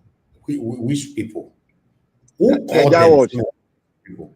Now the same pattern. You know, not they see Nigeria and Burkina. Now the same pattern. Now the Western world. Now they cause all this war among African countries. It's the same pattern now. Liberia, the same pattern. Mr. Black Panther, it's in the news that Mali and Niger are also on high military alerts that they are ready to retaliate in case of any threats to Burkina Faso. And allegedly, North Korea leader has also said they will not wash their hands while anything happens to Traore. That is one of us. I don't know what he means. You know why all this problem came up? Do you know why all this problem came up? They form the three triangle. They form a central bank, and they want to use one currency. throwing away the French franc. Exactly. That is why they came up now. But I think the man is doing well for his people. So why not leave? And the resources is for his country. He's not going to France. He's not going to America to steal their gold or their oil. They are He's going getting to it from use his own the backyard. jihadists now. They will use the jihad. They always use jihadists now all over the world. That's what they use. So that means Donald Trump was right when he said some of American aid money is being used to sponsor Boko Haram in Nigeria. So we are fighting the same problem. Thank you. Thank you, my brothers. Okay, I'd like us to move on. Let's call on the next person, which is Mr. Jonathan. Then I'll come to Mr. Dua and Sir Louis. Mr. Jonathan, it's good to have you on the show today. Thank you. Please, Thank you. I agree to Mr. Harris. Happy weekend. And thanks for the good work you are doing once again. And fellow panelists, I greet you all. Happy weekend to every one of you. Mommy Diaspora, God bless you abundantly. And the commenters, God bless you all. The callers, God bless you all greatly. My purpose of being here today actually was just to add my voice to the voices of my fellow panelists, because I listen to them and it's not all the time that we are on the same page. And I felt that it would be a disservice for me not to add my voice to their voices, to re-echo the positions that they've outlined today, starting from Mr. Alex, Madam Rita. I just want to say thank you for bringing it out, saying it the way it is. It is when we speak like this, what it does is that it opens our minds up for us to know exactly where we are going and to know how to fight the battle, so that we will not be, fighting amiss, throwing our bullets to the wrong places. We must be specific. We must be intentional on where our fight will be. Yes, there is no insecurity in Nigeria. This is what I would call a government-imposed or government-induced insecurity or insurgency. There is nothing like that in Nigeria. I also want to add my voice to the video of, because I actually went back to listen to the broadcast from the beginning. I was listening to Sowunmi and Deji. I also want to add my voice, to their voices as well. There is no policing in Nigeria. I believe one of the panelists, Black Manta, also mentioned it. There's no policing in Nigeria. Citizens should have their own capacity to protect themselves. And again, you don't protect yourself with sticks and just with bare knives. No, you protect yourself with the rating GUN. Everybody should have that right. And the cheap argument that people will come up with is that it will lead to chaos. My response first to them is that, what chaos are you talking about? If what we have in Nigeria right now is not a chaos, then you will need to come up with your own definition of chaos. You see, again, some few days back, when precisely last week Sunday, when Pastor Bakare came out and gave that speech, for me, for one, I listened to the speech entirely, and I said there's about 1 hour, 5 minutes. 1 hour, 5 minutes, 1 hour, 15 minutes, something like that. And I used the entire time allotted to me on this broadcast in the following day when it was brought up here to discuss that speech by Pastor Bakare. And I said the summary of it was that this is the beginning. This is a good thing. Very, very good. And we're seeing the fruit of it now. Again, I've never seen this Pastor Odumeje, for me, I've never seen him speak anything that makes sense. This is the first time. This is the first time. And this is the fruit of Pastor Bakare as a leader, as a Christian leader. You want to call it, quote and unquote, leader in the Christian, sphere or the Christian community in Nigeria, I leave that to you. But he is a leader in his own right in the Nigerian Christian community. And he spoke that no Christian leader in Nigeria have ever dared to do that. Even the pastor from Jos, this man, Pastor Buba, who is a brilliant man, who has done a lot. He has been very, very outspoken. And I give it to him. God bless him. He has been doing that consistently. But when Pastor Bakari came out last week, what he did, we must not take it for granted. He has laid the foundation. He has opened the door. And I said, let them go and carry Pastor Bakari. I'm waiting. Let them go and pick him up. If what he said, I'm looking for any pastor that will even say 50% of what Bakari said, because you have to juxtapose it the day you will go and pick the likes of Odumeje or those that will still come up. You have to put Pastor Bakari ahead of them. That is why we must give credit to where credit. Odumeje, at least I've heard here today that nobody even give him any respect at all. But what he did today, we acknowledge it. Even if you have problem with Pastor Bakari, what he did last week should be acknowledged. Should be acknowledged. We should not take it for granted. He has opened the box for all leaders, Christian leaders, to now start coming out and start speaking. And this is the fruit. This is just the beginning. Because you have to pick Pastor Bakari up. You need to go and listen to that speech. It was deliberate. It was intentional. In fact, in his own, he even proposed solutions, numerous solutions. Whether it is a good one, whether it is not, that is debatable. That's a different ballgame. But the issues confronting Nigeria and the perpetrators of Nigeria, he called it out. And he mentioned their names. He did not like speaking in parables. He mentioned up to Tinubu himself. He called him out. All of them. And I give it to him. And he has done well. And we will start seeing the fruit. Again, as I said, anybody within the Christian or Muslim circle that comes out and speak the truth to power, and you want to pick him up, Pastor Bakari must be the first. Go and pick him up first of all. And then we know where we're going. I dare you. Go and pick him up. So that's a positive thing. Nigeria is just a comedy. It's just a comedy. I was just laughing myself out when one of the callers, I didn't know that news. One of the callers was talking and she said, I think it was Madam Deborah. As at that time, I didn't even have the intention of joining the broadcast. And I heard, she said, one entertainer has been appointed as a special advisor. I laugh. Two-Face Idibia, appointed as special advisor to the governor of Benue State. And you know what I did? I checked, okay, special advisor on what? When I read it, I laughed almost a minute. I just laughed. Special advisor on entertainment.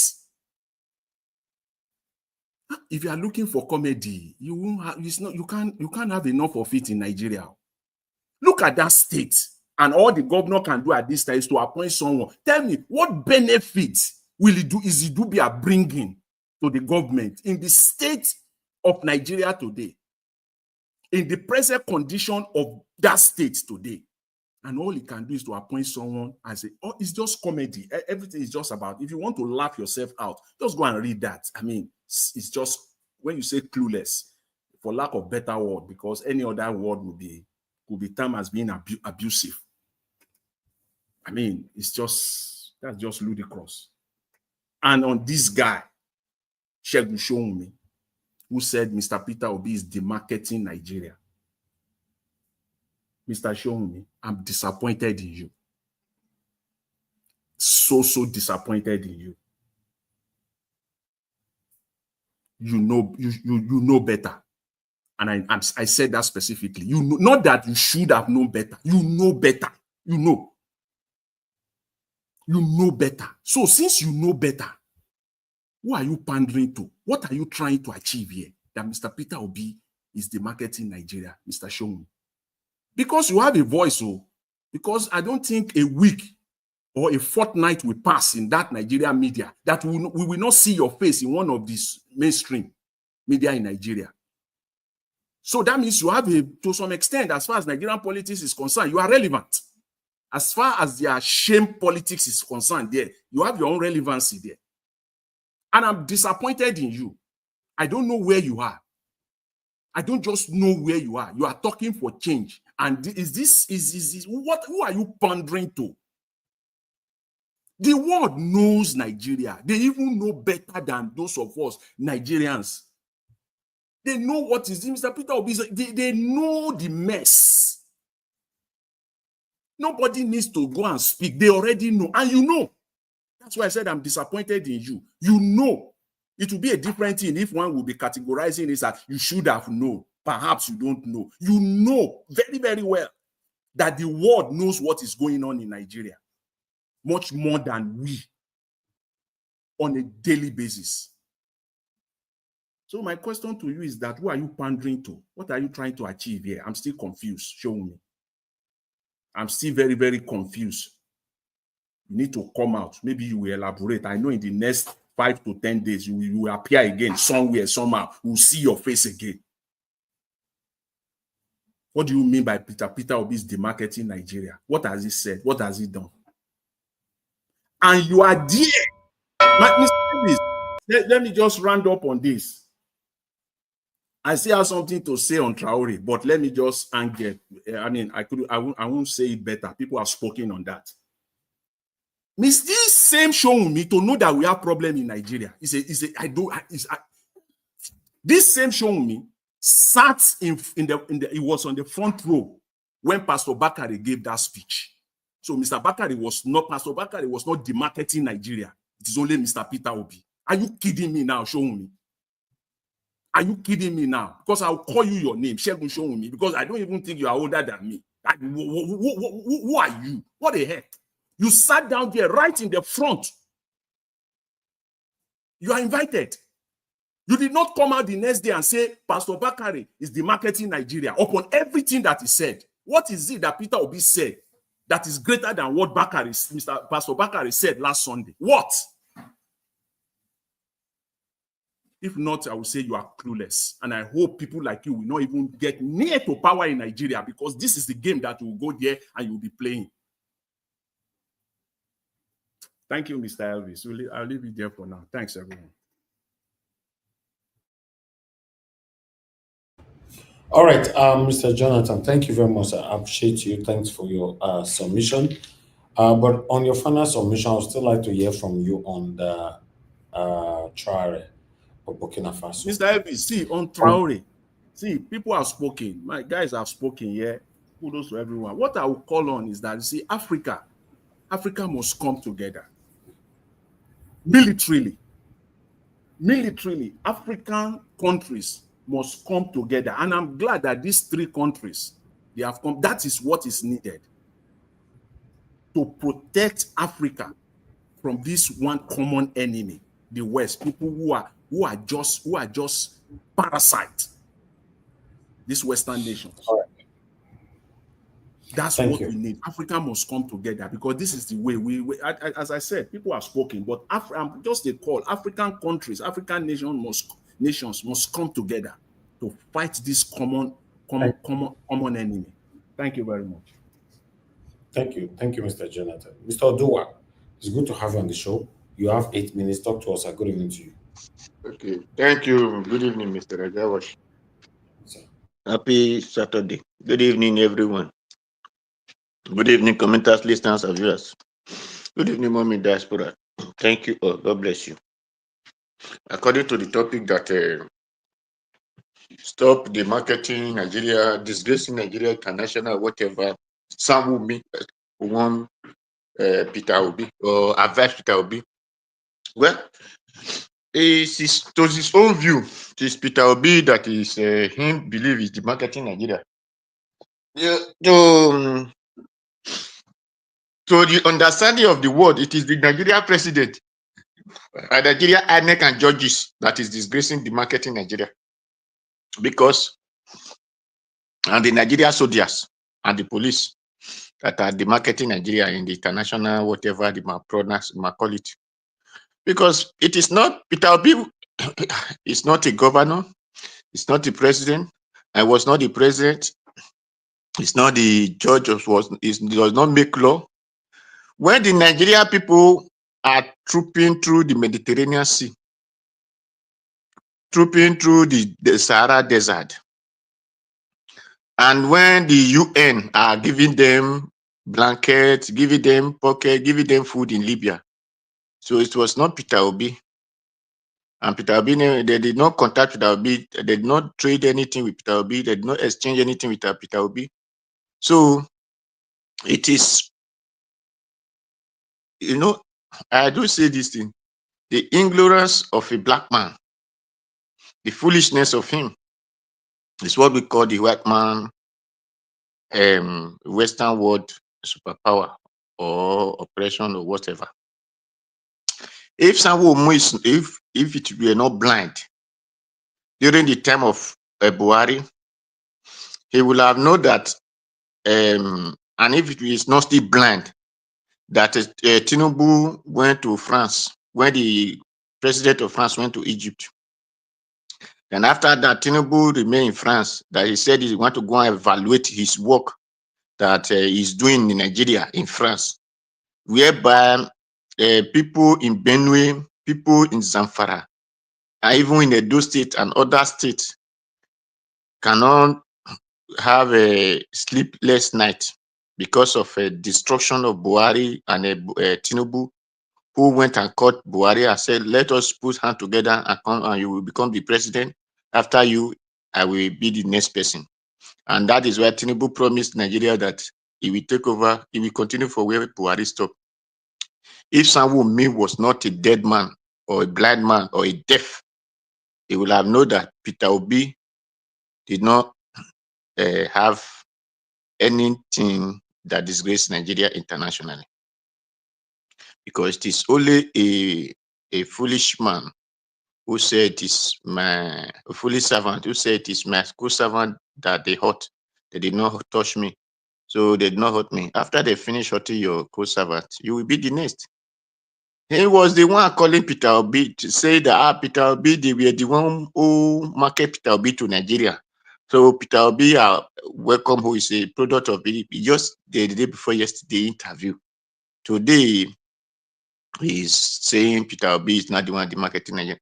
Automatically, this kind of people, I don't know where they came from. If they came from underground war or they came from inside water, because if they were born physically on this earth and they have traveled to another place and see how life goes, and even they are using what they call this media and know that the whole world is on the circle, and Peter Obi did not invent internet, then if this man will have not be talking rubbish, he will have not be talking nonsense. So such person, they need to be taken to what they call psychiatric area, psychiatric treatment house.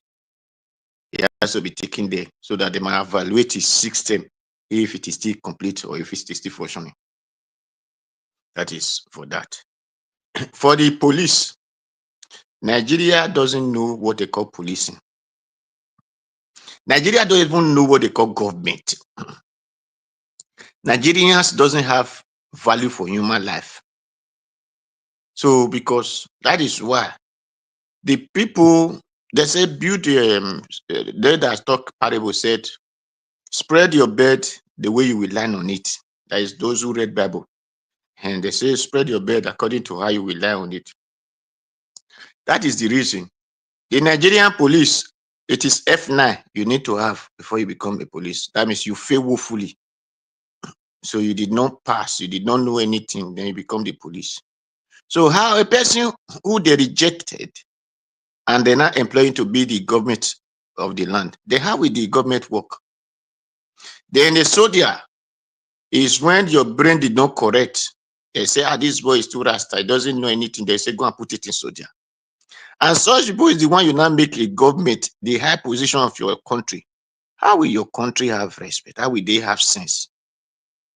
So when the real people who are supposed to occupy those offices are rejecting it and putting ignorance people, so it will always be. Because I know in this country, if it is from primary school, they will come and start selecting people like primary 6, primary 5, primary 6, then GSS1, they will start selecting people who will become the police, who will become this. This is how they start training them policing. This in Italy I am, because I went to school, the school I went to for IT, I know how they came and take those children and start putting them, training them police training. So the Nigerian people doesn't have sense. Most of Nigerians doesn't have sense for good thing. Not that they don't have sense at all. When it comes to bad thing, they are the most brilliant and fastest in that sense. But when it comes to good things, no, they are the most dullest in the world. So that is why for good thing, Nigeria, for bad thing, they are number one. So if not, we will have a good government, we will have a good soldiers, we will have even this insecurity we are talking about today. If we have a people that have, Nigeria has a people that have sense to think of good things, the insecurity will have not been there to today. Because I wonder when the Northerners will organize their people and say, Satan, come and buy yourself, come and buy yourself. Then the Satan will say, Mumu, we are the cow. So the Northerners should carry the stick while we the cow go and stay front. Hey, we are fighting war. On which area? Which war? Which country are you fighting? The people you did not know. How? If you are fighting a country, if you are fighting war, it means that you know the people you are fighting. If you are fighting a Sierra Leone, you know this is a Sierra Leone. If you see Nigeria and say Sierra Leone, there is a code you will give, you will know that is a Sierra Leone man. Then if you are fighting a Chadian, you know that it's a Chadian. But you are fighting the war you did not know. And between the North and the South, what we are fighting, what we call Boko Haram, is between the North and the South. Why the South are the victim of destruction from the North? So the insecurity we are facing, it is caused by us. And if we have sense, this insecurity will stop. The certain people need to have sense to stop the insecurity. Let the North carry their soldiers and go and fight the Boko Haram. If they finish destroying them, then we the Satans to come and help join them. That is the only solution to this insecurity. Thank you. God bless you, Mr. Najawash. All right. Mr. Odua, thank you very much, sir. God bless you. Thank you. The last person on the panel, so we can move on, is Salois. Salois, it's been a while. We've not heard from you. It's good to have you on the show today. Good evening to you, sir. Talk to us. 8 minutes. Hello, good evening, everybody. Yes, it's been a while. I was really busy out with the week. I guess good. Hope you all had a blessed week. Thank you, Mr. Elvis. Thank you for this platform. Thank you very much. I deeply appreciate and cherish your great work, and I'm happy to be part of the Thank you, sir. To contribute. The issue of Burkina Faso for some days now is extremely painful, and it gives me big worries. I've been thinking about it and also discussing with folks. I think I've said it before, on different platforms, that Africa is still, we are actually fighting for our freedom right now. What happened in 1960 Nigeria was also a transfer of the colonial system to, because before we got independence, we all know after the Second World War, when America became more economic powerhouse, because Europe as a continent was broke because they spent so much in the war. So America, that was where America, actually got at the forefront of ruling things all over the world.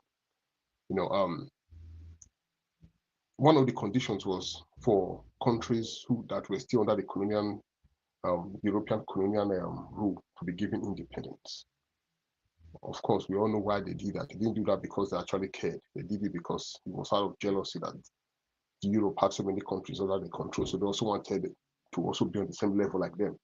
So what they did was, the transfer pattern was Before then, we used to have governor generals. So the transfer pattern was they groomed the people that they've already groomed in the past, who they already groomed right from day one. They transferred the colonial system to them. So while we think we have our own person in power, we don't have our person in power. We have a puppet, someone who is actually serving the colonial masters at the expense of the Nigerian people. And this system continued for a very long time. We all know Britain did the indirect rule in Nigeria. France did a direct colonialism, and France did not actually let go of its colonies. We know what happened in the Upper Volta. We know what happened in Congo. We know what happened in many other parts of African countries. And because of this, it became so difficult for people who were actually Pan-Africans, people who had a movement to say, okay, let's build Africa as a continent. It was so difficult. Why those Pan-African leaders had issues was because many of the people they thought were African leaders were not actually African leaders. They were colonial puppets. So whenever they went to them and they discussed issue of trying to actually provide freedom for the African continent, freedom that will help our business, that will also improve our trade, improve our economy and everything, they found out that there was so much resistance. None of these leaders were perfect.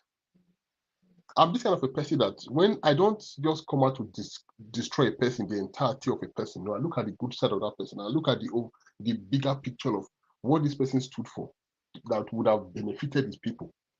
Then I look at that, I'll hold the person on that. I won't begin to look, oh, he did this, okay, he used to do this. No, there's no point. No one is perfect. So that was it. And one of the major problems was the French colonies. We all know how France has been ruling. Jacques Chirac of France said it before that if it wasn't for the African countries, France would be a third world nation. They have nothing. They don't have anything. And when you go there, these people parade themselves like they are. You see them come, they speak with so much arrogance, like they have all the wealth in the world revolving around them. They live on the wealth of Africans. They have nothing.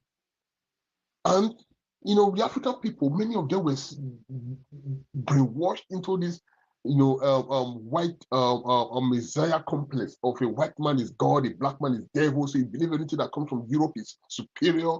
So that mentality continues. Up to this day, many Nigerians still think like that. I've come in contact with many of them when we talk.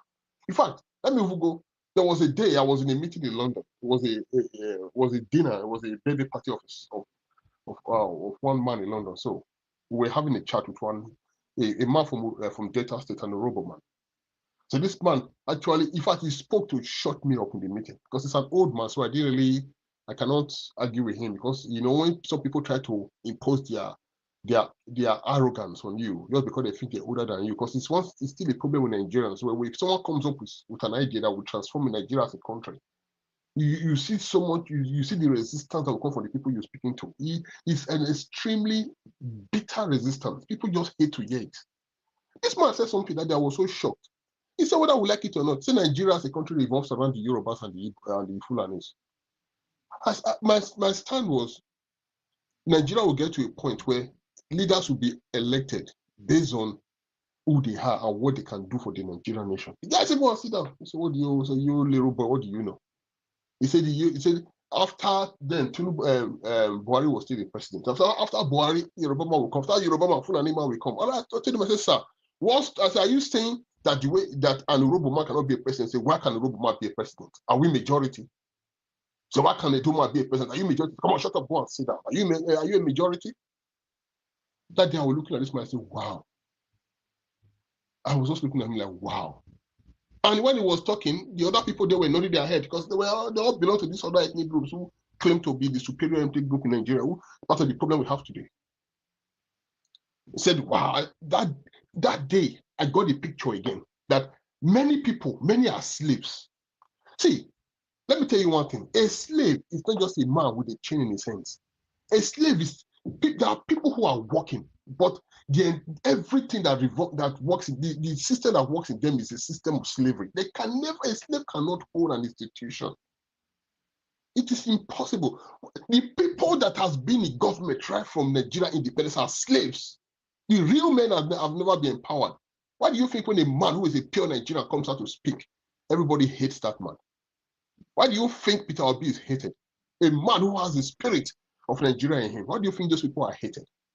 Because the slaves are dead. That's the reason why democracy will practice it today. I don't think it's a system that will ever work for Nigeria or African country. We have to look for our system of government that will serve us, because it's all about service. What will serve the Nigerian people? What will serve the African people? Is he trying to imitate what we see in the West? It's never going to work. Enough of the imitation. Enough of trying to do it because it's what works in America. Okay, do you know how much is spent for one election in Nigeria? The money that was spent in the last presidential election in Nigeria will be enough to build world-class hospitals, not the local government in the country, and there will still be enough of money left. So we've embraced a system of waste, and it's still part of the system that favors the Westerners at our expense. But we see Burkina Faso today is part of the things happening. If you want to kill a dog, you give it a bad name. This system has been going on for a very, very long time. What are you hearing today? Oh, we're going to bring democracy. What democracy? What kind of system of what democracy? The people ask, if you truly respect the people say they don't want democracy, let them be. But no. But you want to impose it on them because you think that is what suits you. And you see the people very soon, just watch. You'll be seeing them on CNN very soon. That happened in Gaddafi back in the days. What's his name? Silvio Berlusconi of Italy, Nicolas Sarkozy of France, David Cameron of UK, Barack Obama of the US. I think Angela Merkel was the chancellor of Germany. They were all coming out on CNN. Democracy to Libya. And that was how the country was destroyed. Today we have a failed state. Africa needs to be able to think outside the box. I'll stop. I'll pause here. Thank you. Thank you. Thank you very much, Sir Louis. Thanks for putting your voice to this evening. I appreciate you, sir. Thank you very much. Everyone have given their submission. I want to appreciate those of you listening to us, wherever you are listening to us from. I want to say thank you very much for your time with us every day here. It's not easy. It's a total effort, collective effort rather. Thanks for your encouragement. A lot of people write on the comment section. I appreciate you all. Let's have our final submission right now. Coming back to Mr. Alex, 2 minutes, your final submission, then Madam Rita. Go ahead, Mr. Alex. Yes, thank you. This message is to Mr. Traore. As a political strategist, a political scientist, it's an advice to you now. Start negotiating for a nuclear plant. Very important. Start negotiating for a nuclear plant. Gaddafi had it for over 30-something years. They use his closest friends to make him. He has already done that. They have already started. Okay. He has done it. Okay. Thank you very much. And try to start to display it. It's called Cold War. The local Cold War, war without fighting. Your opposition, they are seeing what you are doing, so they are very mindful. Is what Russia is using to keep America on the checks and balance thing today. Is what North Korea is using to keep America on the checks and balance. Even Iran also is what they are also using to check America sometimes. So please display your nuclear ability. We need a nuclear plant in Africa, and we don't need to hide it. Let people know that they don't have the monopoly of violence.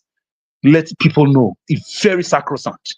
And number 2, thank you. Continue on this rate of development. Thank you for rescuing your people from poverty. Thank you. You are doing it slow and steady, and we are seeing it. It's not audio. People are going there. People are showing videos. And I'm really grateful to God for bringing you. Africa loves you. We love you. Allegedly, I'm hearing North Korea is supporting you. Everybody should come behind this man. We cannot lose our own.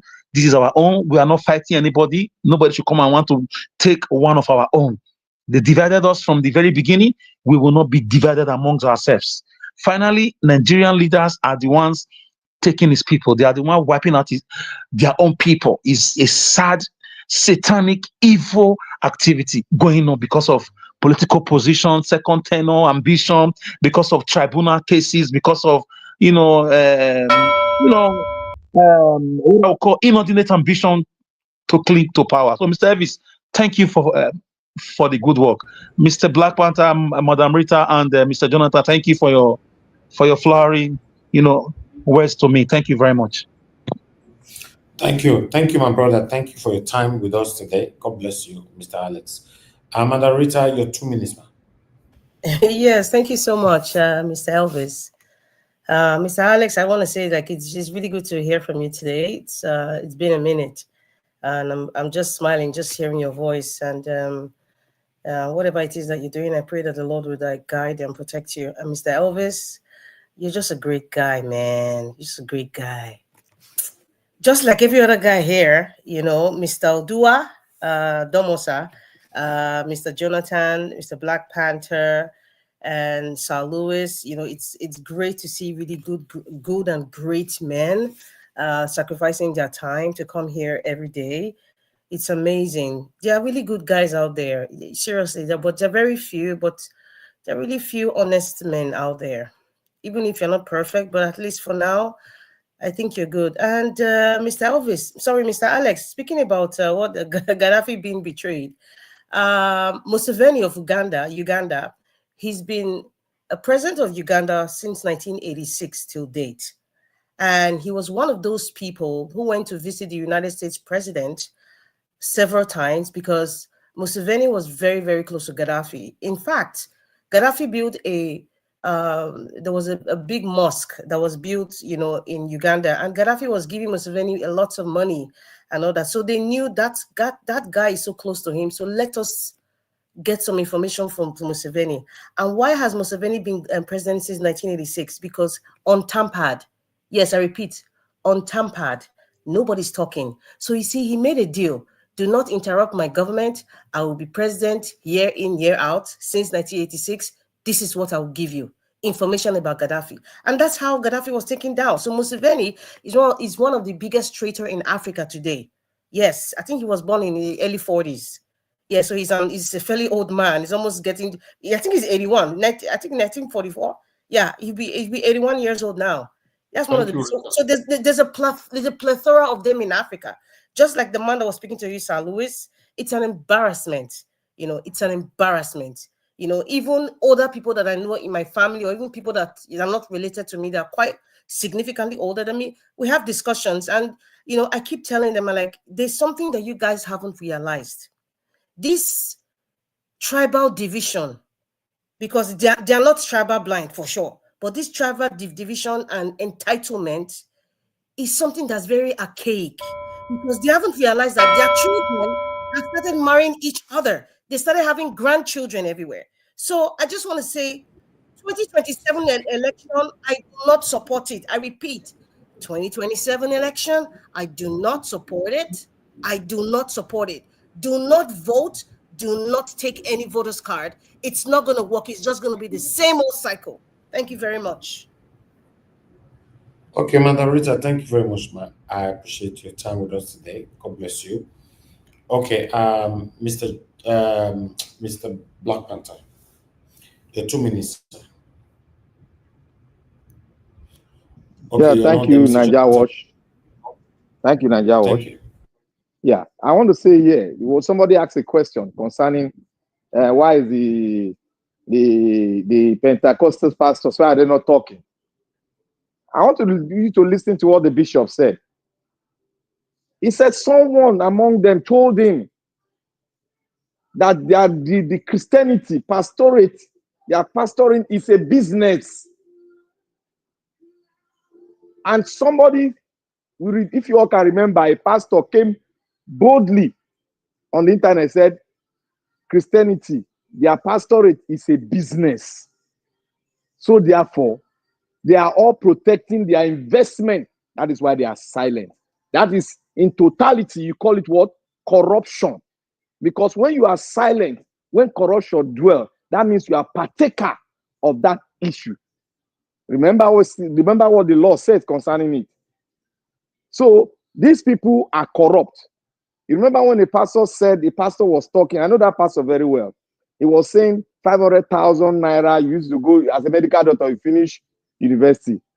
You see, I know when I listen to you in Nigeria, what you're playing, I now know why our brother was angry.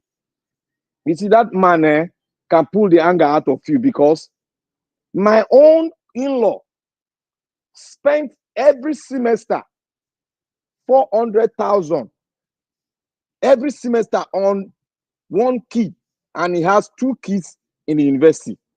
Thank God they have graduated. 400,000 per semester, and you have 2 semesters. That's 1.6 million. That one is not there, not the pocket money and food and other things. It's not there. 400,000 for tuition fee. So Nigeria, if you want to get your country back, Traore is strong. Traore is already convinced. Traore knows his mission, he's knowing his conviction. He will go all out till his last blood. He said it. Till my last blood drop, I will never step down for this colonial thing. And we should always remember that Hitler said one thing, that is going to turn Africa to a farmland. What do we have today? Africa is a farmland. Thank you.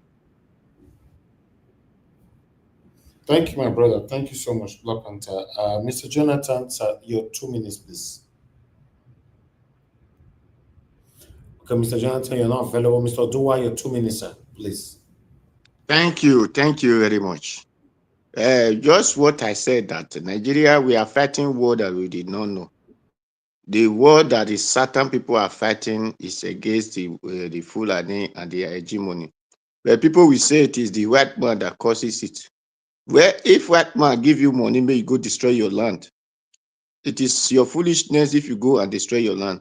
The white man have been trying to destroy Traore in Burkina Faso. But because the black people of Burkina Faso know that Traore is doing the good thing that they desire, so they are exposing the white men. Did you know the person of the France, they have arrested one of the this thing, who gave a piece for food of Traore? They have arrested the man, and they are now working to arrest our brother from the black people who contribute to the disaster in Ivory Coast. So because the Ivory Coast president and their cohort are behind their disaster also. So black man is the foolishness of the black man is what is destroying us. Traore have made example of how life supposed to go. For those who said they need whatever called democracy is what they want to bring to, or they want to go and liberate Burkina Faso. Burkina Faso have free education. They have free hospital for the pregnant women. So they are working, they are employing themselves now for road. Building of houses, they do it and make money for themselves. Farm, they are now the #1 in West Africa. So what a wonderful president that God have used to bless Burkina Faso. We need the same thing in Nigeria, but the problem is the people that occupy the military that want to do that, they are also corrupt, because the military that destroy us in Nigeria, that cause all this problem that we have today. Thank you, Mr. Jawosh. Thank you very much. Thank you, sir. Thank you, sir. Thank you, Mr. Odoa. Thanks for putting your voice to this today. I appreciate you. Okay, the last on the panel, Sir Louis. Your 2 minutes. Yes. You see, African people, I think we have gotten to the place where the slaves are going to be separated from the men, that people that actually think straight. Our independence is what we demand. Right now, Nigeria is not free because there are so many institutions tied to the corruption in Nigeria. Jonathan spoke about something years ago. He said we talk about corruption. So we have internal corruption and external corruption. So the external corrupt institutions work with the people on ground. So the people you see in Nigeria are working for the people outside Nigeria. So if we're going to fight corruption, it's a two-way thing. But now, why has corruption prevailed over the Nigerian state? It's because we are still being ruled. We have a system that is imposed on us. We're going to have our independence. We will have to fight for our independence. Because right now, as it stands, we are still being ruled. We are still being colonized. There's ethnic cleansing, there's insecurity. People rove the street with guns. If you ask the people to defend themselves, then legalize guns for the Nigerian people. But no, they are not allowed that, because why? But the Fulanis can carry guns to the forest, but the Nigerian people cannot carry guns. So the Nigerian man can be killed in his house. Why Fulani man has the right to carry the street with guns? So what does that tell you? It's the time has come for people to begin to apply common sense. Common sense to be on the table. We have to stick with common sense. Because right now, the way things stands, we are going nowhere. No, we are still being ruled. We are still being colonized. We are still being governed by forces that are working against our progress. So how to free Nigeria is for we to come together. But Mali said, emancipate yourself from mental slavery. No one else but you can free your own mind. So we have to know where we stand and demand to have our country back. Because right now we do not have a country yet. We only have a land. According to Obafemi, it's only a geographical location, not a country yet. We don't have a government. Don't have anything. It's going to one-party state that's going to be ruled by one man, and is duplicitous pot-belly idiots who will be working with him to govern the country at the expense of the majority. So where are we going to start from? I support what Abba is doing in Burkina Faso. I pray that the Lord be with him, and I say African people should come together. I've watched several videos of Europeans, white people all over the world, speaking about this guy in Burkina Faso and what the West are planning to do against him. People are waking up. People know how American fooled the world about Saddam Hussein having weapons of mass destruction. It was a first flag invasion. They found out that he had no weapons of mass destruction, never had an intention to invade America, but they went to a country because they wanted to take a man out, wanted to take a president out. They destroyed a whole nation just for one man, killed millions of people for one man. Same thing in Libya. Libya, 2005 report, United Nations reported Libya as having the best standard of living in Africa. Today, Libya is a failed state. Libyans are made as destitute all over the world. Why? Because of giving them democracy. Democracy now has brought cost upon the people. Thank you. All right. Sir Louis, it's good to hear from you. Thanks for your submission. God bless you. I appreciate every one of you that came into the panel today. God bless every one of you. We've come to the end of this broadcast. Usually it's Saturday. We're not supposed to stay long today, but I presented a lot of significant videos concerning what is affecting us in our country. Thank you very much, everyone, for your time with us today. Endeavor to join us here every day, 7 p.m. We are here talking about what is affecting every one of us. And also subscribe to our channel, hit the notification bell so that you'll be notified whenever we are here like this or whenever we upload a pre-recorded videos. Share our videos, like our videos, and also encourage the platform financially by either clicking on the join button, of the membership, or the thanks button is right there attached to all videos. Just if you like what we do, super thanks. It is called super thanks. It's there. Just click on it to say thank you. We appreciate you. Yes, we have our PayPal account there as well on our description. We also have our Nigeria account there. I don't usually talk about all these things because I forget. The details is too much.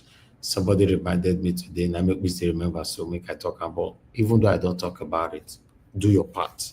If you cannot support us financially, share our videos, like our videos, give us comments concerning me or my panelists or the video that we've presented to you. Just encourage us. Do your part to encourage us. Anyhow. Encouragement is encouragement. I want to appreciate my people on the panel that came in today. Mr. Alex, thank you very much, my brother. It's good to hear from you. And thanks for the wonderful submission. Thank you very much, Mother Rita, Mr. Oduwa, Mr. Jonathan, Black Panther, Sir Louis. God bless you all, my people. And the only call that came in today was from Madam Deborah. Thank you very much, man, for your consistency, calling in all the time to put your voice to what is affecting us in our country. I appreciate you always. Although I don't buy me coffee today, nobody buy me coffee today. So, well, I appreciate those of you that always buy. So I'll just move straight to the comment section. My wonderful people on the comment section, thank you very much, Mother, for all Mommy Diaspora. Thank you for all that you do, Mommy. We always appreciate you. Thank you. Abu Azi, we appreciate you. Although I'm not sure Abu Azi joined us today, but we want to appreciate you always. Your consistency I really do appreciate it. Thank you very much, Stella. Iman Savedo, thank you very much, Mike. God bless you. Thank you, Mike Akembari, my brother. Love Madoka, Modia's Academy, Peggy Modi. Thank you very much, man. I appreciate you all. Tony Africa, thank you very much, sir. I appreciate you. Uyi Desmond, thank you. Eva Line, thank you very much, and thanks for drawing my attention to that video of Odomije. I've never watched that man ever before. As like my brother stated, Black Panther earlier on, I just see him as a comedian.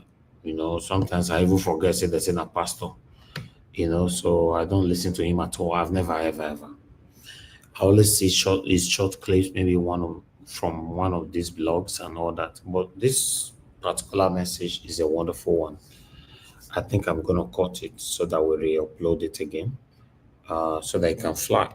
We want change in our country by enemies. Anyhow it happens. Thank you very much. I appreciate you, Debsy. Thank you very much. God bless you. Dewale James Babayale, thank you very much. Mone Ferrara, appreciate you all my people. Timmy DB, thank you. Now God bless all my people. We've done our part today. We've come to the end of this broadcast. Please endeavor to join us again tomorrow, 7 p.m. Nigerian time. Let's continue to talk about what is affecting you and I. But meanwhile, sometimes we do upload pre-recorded video. So that's why you must hit the notification bell once you subscribe to the channel so that you'll not be left out whenever we upload the video. My people, now God bless you now. Have a good night and bye for now.